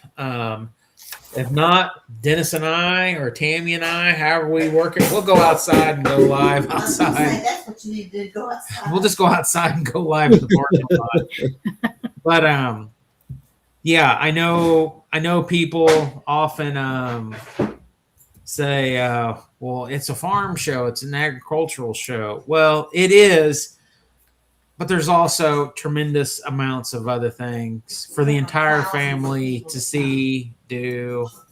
I really don't know the numbers. I can ask the girl that runs the farm show. I might do that tomorrow. I might send her an email and just ask her, what has the attendance been over the last couple of years between all 3 days? Because I am kind of curious now, just to see the number of people that do come through the farm show. But every year that we have gone, we have had daily, I almost might say hourly communication with people that somehow, some way, shape, or form have had something to do with missing people. Whether it's law enforcement, they are divers, they are firemen, police officers, they've done some kind of search team work. Heck, we had this one elderly lady, and she told us that her dad and uncle was they were the ones for, I think it was Jackson County, that would pull bodies out of the river. So lots and lots of stories. I like that video, Dennis. Did you just throw that together? No, that's actually on their website. I wish I was that good. I was gonna say, what the heck? When did your skills get so good all of a sudden? So yeah, this is just little tidbit videos of stuff that goes on there. That really does it no justice. No. Because it just shows like what looks like one or two main rooms, but it's 2 levels of the entire American Royal Complex building, basically. But we were supposed to be at the new American Royal Complex building this year, but evidently there's been some snags with some stuff that's been going on. So unfortunately, we are back at the original American Royal building. So, Now, Corn Dogs 44. Do they have Case IH sprayers there? I'll be honest. They have tremendous amounts of spray equipment there. They have all the major manufacturers, plus they have off-brand manufacturers that are not John Deere, Case, Case, New Holland, etc. And they have off-brands, and they also have lots of the drone spraying equipment that people use. So, but it's a wonderful show. And anything farming, ranching, country style living. They have vendors that are jewelry. And they have food vendors. They have vendors selling clothing, jewelry. They have this group of people that spread awareness for missing people there. and we get to set aside the Girl Scout cookies. Yeah, and they take our money. And Even the baby goats. yeah, I forgot. I remember one year the Missouri State Highway Patrol was just a couple booths down from us, and they wouldn't even talk to us hardly. So- I did go over and talk to them. I guess it was the first year that I was there. And when I did, the guy was very nice. But anytime they walked by our booth, they would get stiff-backed and wouldn't look over. And Yeah, we're But not it's- going to it's- step on toes, but but I think it comes down to the one-on-one conversations with people that have some relationship to a case. And believe it or not, we dealt with it almost every day.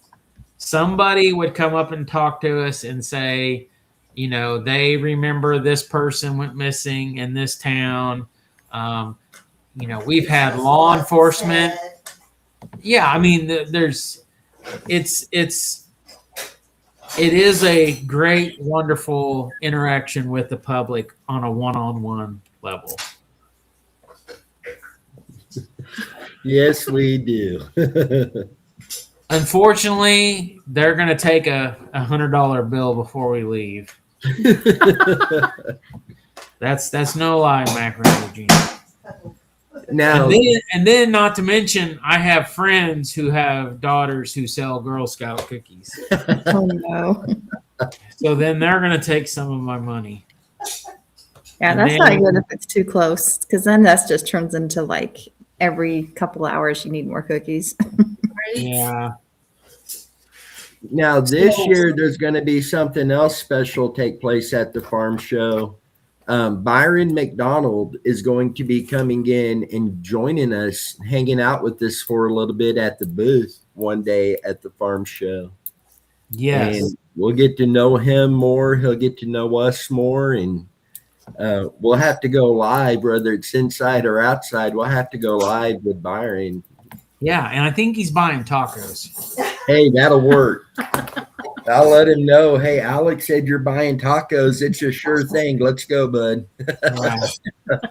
So, and you know what? We didn't actually see him tonight. He did not join us. Mm-mm. So, I'd shoot him a message. Hey, where were you?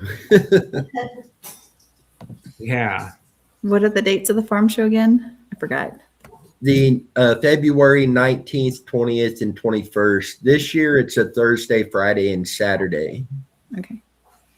I don't Yeah, so- like that. I don't like the Yeah, I'm really not sure why they did that. And maybe that'll be my second question I will ask her, is why we dropped the Sunday and added the Thursday, because usually at the farm show, Fridays are for school children mostly. I mean, everybody's welcome to come, but it's usually the children from the schools, the school bus trips, Yeah.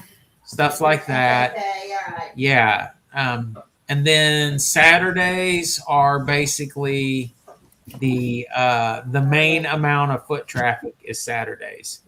And then Sundays, it's kind of kind of hit and miss. And then but this year with them moving it to Thursday, Friday, and Saturday, I'm not 100% sure why they're doing it. It may have been for the school kids.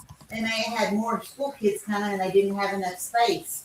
Well, that could be. Yes. That could be. Maybe the schools wanted to change things up a little bit. More kids wanted to come. Yeah. But like I said, we were supposed to be at the new complex, which is unbelievably going to be absolutely ginormous in size. It's at the Legends area over by the NASCAR track, and where the new Buc-ee's is going to be. Woo-wee. And where the new Chiefs Stadium is wow. going to be.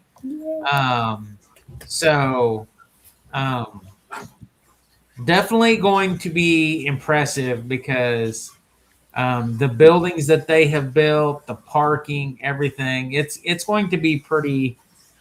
Hopefully, the following year we are in that building, but I'm not sure what's going on. I do drive by that quite often, and it's been pretty much non-existent, nothing going on, gates shut. Yeah. So Yeah, I've noticed, and it's just been a trend I've noticed with conferences in general, is that, and I don't know if it's since COVID or it was happening before COVID, but it seems like people don't want to go out as much on Sunday, or if they do, they want to have it be done early. And I don't know if it's just in general because that could be part of the reason, is that they just weren't seeing that there was a downward trend maybe in Sundays, because people don't want to go out as much. They'll be willing to go out. Saturday will probably be the biggest day. Friday, you'll get some. You would think both days of the weekend, because that's how it used to be, but that could be part of it. I don't know. Or they had another event going on and they couldn't move it. But I've noticed that too, that the Sundays, even on some bigger events, that you think there'd be a lot of bigger turnout, Sundays it's just less. And I don't know. It's almost like when you go out to eat now, everyone eats early. Yeah. I've noticed that across the board, the restaurants don't stay open as late because there's no one there. The bars will stay open late, and though a lot of times their kitchen closes early now. But yeah, that could be part of it too. I'd be interested to know why, but I've noticed that trend in general. And I don't know if it just depends on the venue or depends on the type of conference. I don't know. Yeah. Yeah, I got a feeling Saturday night to be jumping, or Saturday. Well, I did see when the website popped up, the little video, it said there's a little FFA competition. So that might be why they're doing it on a Thursday also. That could be too, yeah. And also with, that's the main hallway that you've seen, the big, tall, very narrow, long hallway. That's the main hallway throughout the complex. See, right there. Oh, that might be why it's on a Thursday. An elite competition. Very well. But they are, they're very strict that when it's time for the show to start, you are supposed to be in your booth ready to go. Yep. Yeah, and you stay till the show closes that day. And on Sunday, you are not allowed to pack up early and leave or anything. And if you do leave early, you will not be allowed to come back. So there's always people that pack, if things are slow, there will be people that will pack up and leave at, noon. And what was it? Is it 2:00 on Sunday or 3:00? I think it was 4, wasn't it? Was it 5? 4 or 5? Either 4 or 5. Yeah. No, it might have been 4. It's earlier than it is on Friday and Saturday. Yeah, 'cause Yeah. I think it was 5 on Friday and Saturday. But you want to talk about a mad rush of people trying to get out of there and load their crap up. But yeah, I you know, it's a good time. It really is. And Tamara, I hope, you know, that you could possibly come down. You know, you and your husband come down and join us. You know, hang out and meet us and have dinner and stuff. And Yeah, no, I thought about that. I'm looking at my schedule, and it's a little crazy in this month, but yes, January.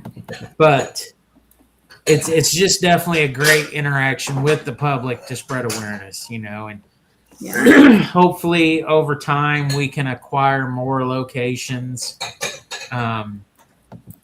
You know, because of course everybody that you see out on the street doesn't necessarily that they're on social media and they don't see it, you know, just, you know, it goes every which way. So we just have to do what we can do to, you know, spread the word and, you know, keep people's cases in the public, just kind of like what we're doing with, you know, Loy's case tonight, where we, you know, discussed it for quite a while. And, you know, I think Tammy's throwing stuff at me. No, I was trying to put something up and I dropped it.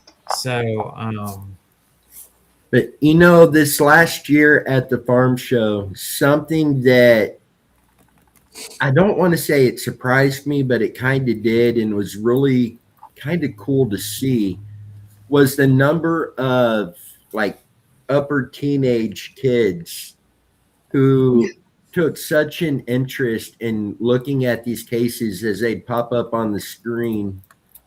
One young guy stands out in particular. I mean, he stood there for 30, 45 minutes watching these cases. Yeah. And just the look on their face as they're seeing these, especially when somebody pops up around their age, you Mhm. see it hit them that, you know, they're my age. You know, that could be me on there. And Well- it's really neat to see them interact like that. I think there's lots of kids that just don't really understand that kids their age go missing. Yeah. And I'm not saying they're dumb to it, but you know, let's face it, kids don't sit down and watch the news on TV. I'm not saying kids don't, but the majority of them don't. On the Yeah. phone. They're on their phones. I see more news related stuff on my phone because I choose to follow things with news. And I think it really caught kids off guard. And I noticed it in more of watching the girls watching the videos. And I think it was kind of an eye opener. Yeah. Because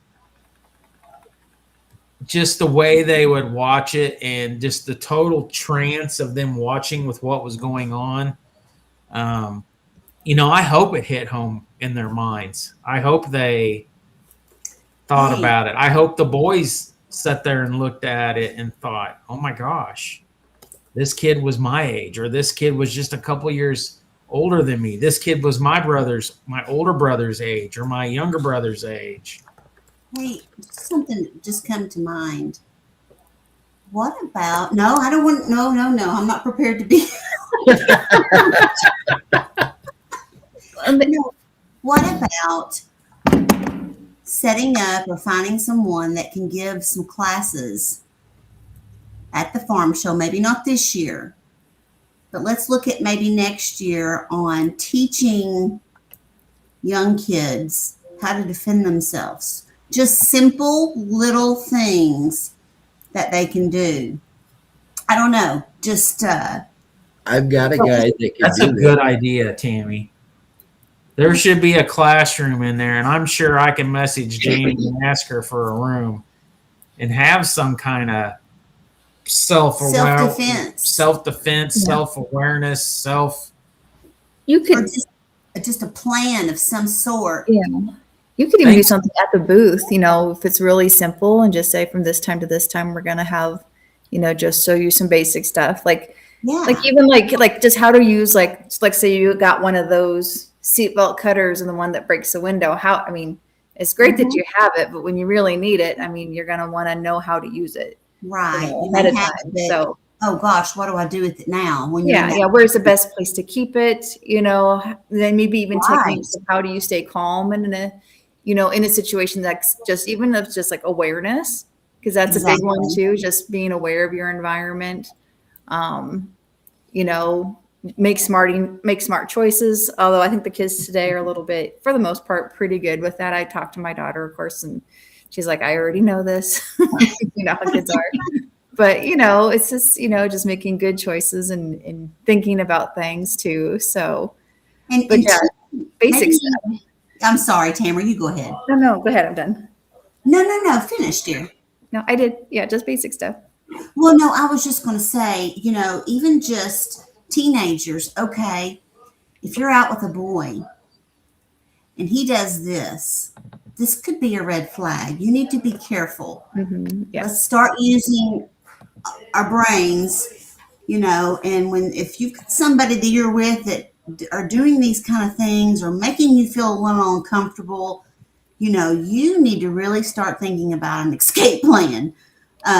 Just things to look for. I don't know. Maybe we can do some research and just really come up with a good plan for some of these young girls. Have you? I took a self-defense class with a friend of mine. It was kind of, I don't know if it was karate based, but a lot of it was just focusing on, like sitting in the room. Like if you're in a restaurant, you sit with the wall to your back, so you can see people coming in. Not that you necessarily have to do that all the time, but it's just, again, awareness.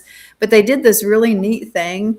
It works better with like younger kids, but you have two people stand on either side of you, and then they will grab you by the arms and then lift you up. Then you imagine yourself being really grounded, and it makes them harder to lift you up. And the other thing is, like, if someone's coming at you, being at a 45-degree angle gives you, again, the best thing to do, like I said, the best thing to do is you walk away. You don't, any type of contact is the absolute last resort. But there's certain, because you don't want to promote that, but, anything like that to say, little things, and they said, well, if you do have no choice, be at this 45-degree angle, or, just little, that one is just fun to show, like, how things work, because it's really cool to see.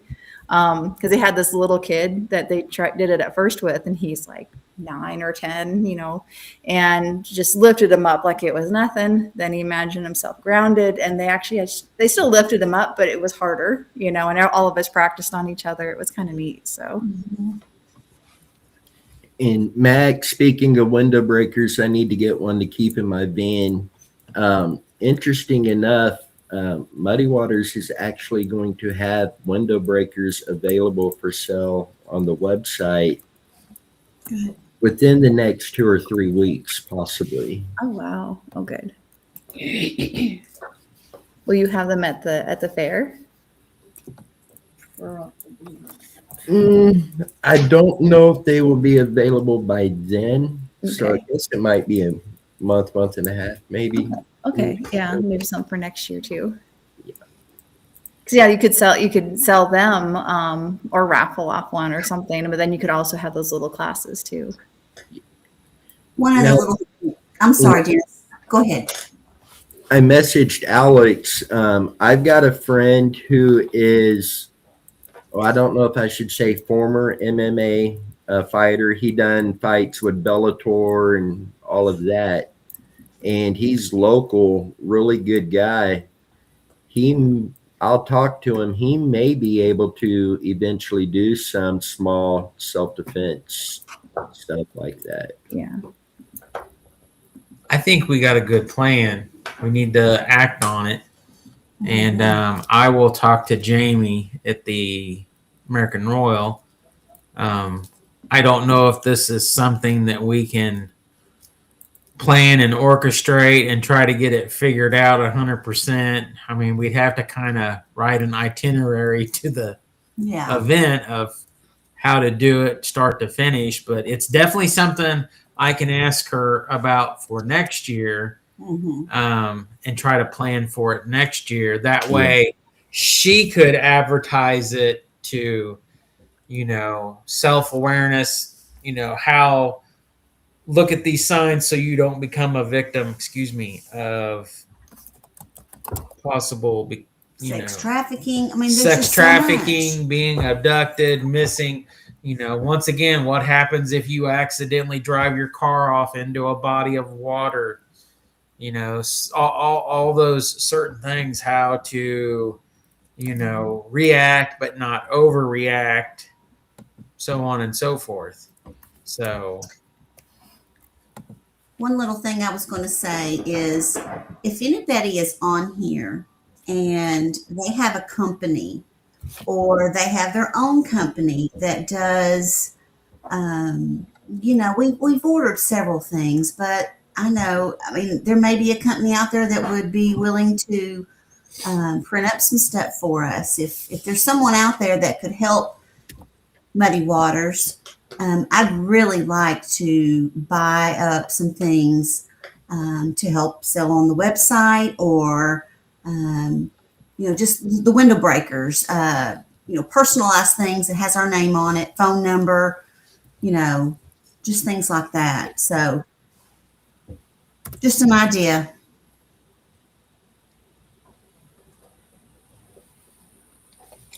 keychains. Keychains. Yeah. I'll ask my husband if he has some ideas. 'Cause he does that when he's a graphic designer and he does that for his work. They'll make little, handouts Really? for toys. Ah. I think what was one of the good big ones? Sometimes there's little thumb drives you can get. Oh yeah. Yeah. That was one that was popular. I'll I have don't to know. ask and see. Just little things like that, like, I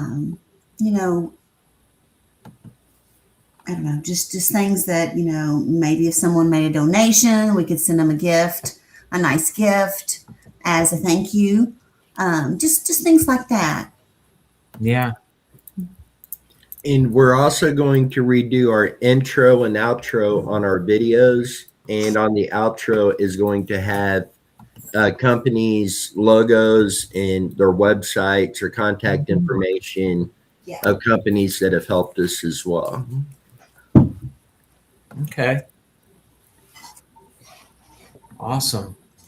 Well, I will definitely email her, Jamie at the American Royal tomorrow, and I will run this scenario by her and see if they would allow us to do this, so on and so forth. Because I'm sure, I know in the existing building there's conference rooms, there's the different auditoriums on different levels, so I'm sure the new building, I think there's 5 buildings that are all connected in a diagonal way, but I'm sure there will definitely be conference rooms there, that we should be able to do something. So, and I think if they advertise it with plenty of time ahead, I think it would be a blessing to anybody that has children, or just anybody in general who wants to, understand things, how to protect themselves, how not to become a victim. So for sure. I saw a video, of course, on TikTok, and it was basically a short clip of a woman who literally flipped over a man that was twice her size. And I'm like, holy moly, if she can do it, I can do it. So. Uh-oh, Alex. I want to see her try. Practice right now. Here we go. That's why this makes me nervous when she has a whole cup of screwdrivers. Oh, no. No, this is the problem. Well, I better not tell on him. Uh-oh. I pick up after him. That's the thing. Yep. He goes works on something. He leaves his Yep. tools. Yep. Her gun is on my dresser. Explain that one. Oh man. Did I ever tell you about the time? And I have a picture of this. It was right around my birthday, and she goes, Tammy's always a swapping shopper, getting deals. We go over to Riverside, and she wants to pick something up. Y'all know the house in Riverside that has all the football characters cut out in the front yard? Yeah. We went to that house. They're also a crematorium, people. Oh. So we pull up in this driveway. She's out there buying something, and I take a picture, and I can't remember. I'm like, I wonder what Tammy's got in mind for me later. And it's got their crematorium business on the side of their van, I think, or their back window. I'll have to find that picture. Of course, I didn't know till we pulled up. Yeah, but I have it. It's on my Facebook. I'm sure you do. I didn't know that. I'll have to find it. It's pretty good. But well, we are 2 hours and 15 minutes into this episode. We definitely do not get kicked off early on Right. Restream. I think that's the one positive I've seen on Restream. Everything else, I'd rather have StreamYard. Oh. Yeah.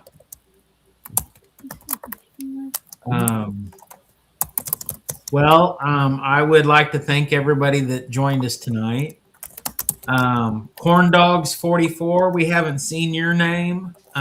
Locks Reunification, we haven't seen you. So thank you very much for being on the show tonight. You know, we appreciate you being here. You know, please, if you find it in your heart to subscribe and, you know, please come hang out with us on Sunday nights. Seeing Corn Dog 44, I know who that is. We message a lot more on Facebook, but they've been in our comments on YouTube in the past. It's just been a while. Okay. Everybody else is faithful. Our faithful friends that are always here every Sunday. He's a farmer. I'll say that. He's a farmer. That man's always busy. Joanne Conger. Yeah, Mac Randall Mac. Jr. That Bobcat guy in 1973, whoever that guy is. I heard that his wife went and visited a crematorium, though. Probably. Bucket of screwdrivers. And no catfish tonight. Who knows where he was? He's MIA. Whatever you do, I would text him about 4 a.m. Yeah. and let him know. Missed him. Let him know that there was 150 people on asking where he was at. And really, this is no joke. There has been quite a few people that have actually asked to see Bobby Catfish, aka the Catfish, have asked to actually see him because you know, he has some pre-law enforcement relationships, missing people. He's been in the recovery business.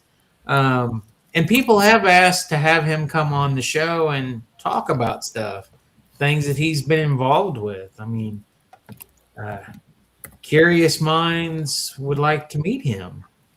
So, Mac Randall Jr., Bobcat guy is a hack.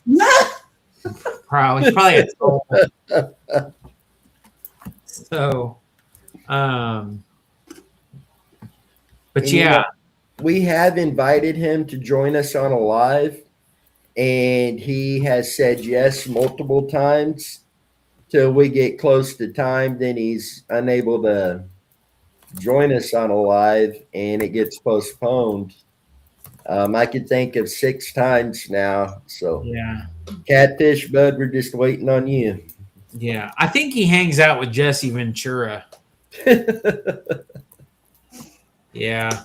I think he's hanging out with him back when he was doing recon missions in Grenada or Madagascar or something. I don't know. And another person that's going to join us on a live in the hopefully near future, Ricky with Kansas Missing and Unsolved. Talking with him, I did a video yesterday and put it out. He's got to have open heart surgery.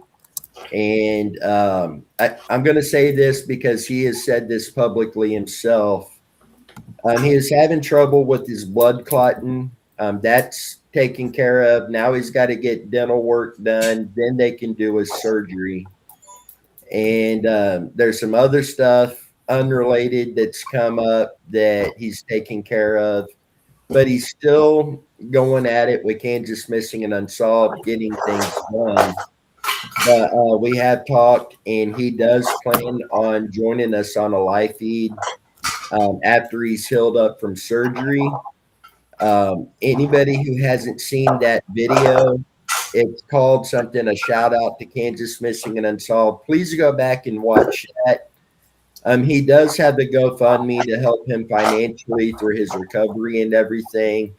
And we have shared that link and everything on that video. So he's given so much to so many. It's on all of us to help him out too now. Yeah, so absolutely. Go over and check that out. Absolutely. Well, I say, like I said, we revisit Loy's case at the end of the month. Of course, I'm sure coming into April, we will have our annual Randy Leach episodes where we go over everything, do updates. We do have a search coming up, hopefully here pretty quick. We have a location of interest that we've had some lead stuff come in on. I have already, we've discussed it, so we're going to try to make that happen here pretty quick. We will be doing drone work there. Tammy and I's oldest will be there on the search with us. He will also be doing his drone stuff. He's pretty good with the drone. So we're going to get this property checked off the list. It's been on the list for a while. If we do run into a well of water, we will have our jug of purple power with us. And we will do some testing. And we will video this and document us doing it to share with you all our first time using this product. Dennis, real quick, stupid question. There is not an expiration date on it, is there? No. I mean, that's a legitimate question, no. Not on this one, no. Okay. Or it doesn't have one on here. Yeah, I'd have to have it on the bottle. But we're definitely going to be getting more of this stuff too. I'm going to put ground kits together and have you a kit as well. So, like, if you're on a search and I'm not there, you've got that kit with you as well. Okay. But yeah, if we do encounter a well of water on this property,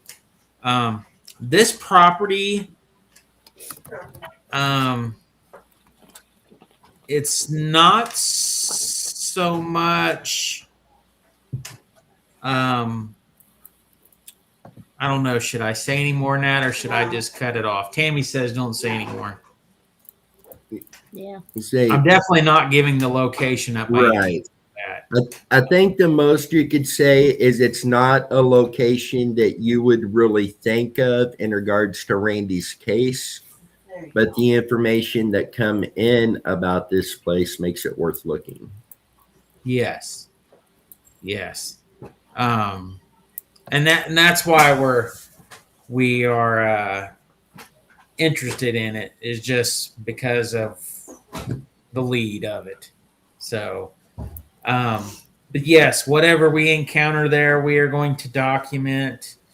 If there is water on the property, which we don't know, we will have some kind of test vials, also along with our underwater camera.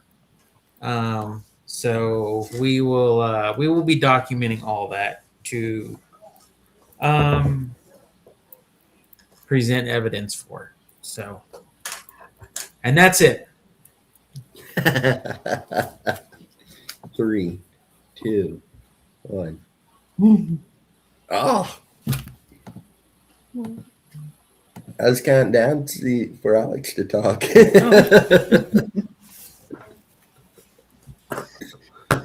All right. Well, thank you to everybody that joined us tonight. We appreciate each and every one of you. It's a blessing that you're here to share with us, and we greatly appreciate it. Please like, share, subscribe. And by Friday evening, I will get released the topic of the next live feed. Sounds That's good. something we'll work on through the week and determine where we want to go. Might even get Megan back next live feed. Yeah. I think we should have a ladies episode where Tammy and Yeah. Megan and Tamara, Chrissy, they all do it while Dennis and I go out and eat tacos. Hey, there we go. Hey. Not fair. Well, I was That's going to not say go fair. fishing, but hey, I'll take tacos. No. How about you just make the tacos? There you go. Well, they gotta have tacos. Hey, You'll we deliver. can make the tacos and sit behind y'all and eat it while y'all are. There we go. We can sit in doing the background. Hey, Dennis, can you pass the salsa? Sure. Can you send over some sour cream? And we'll just overnight Tamara some. Yeah. My husband makes great tacos, so I'm set. Yep. I love tacos. You are a taco. All right. man. Well, And thank you there's a again. taco truck down at the farm show. Oh my God. Nice. Yeah. So thank you everybody for joining us tonight. And we'll keep you guys updated on what's coming up. And there'll be other videos released this week coming out for you guys. And other than that, hopefully we'll see you guys on here next Sunday night. Awesome. Thank you, everybody. Bye. Great. Yep. Thank you.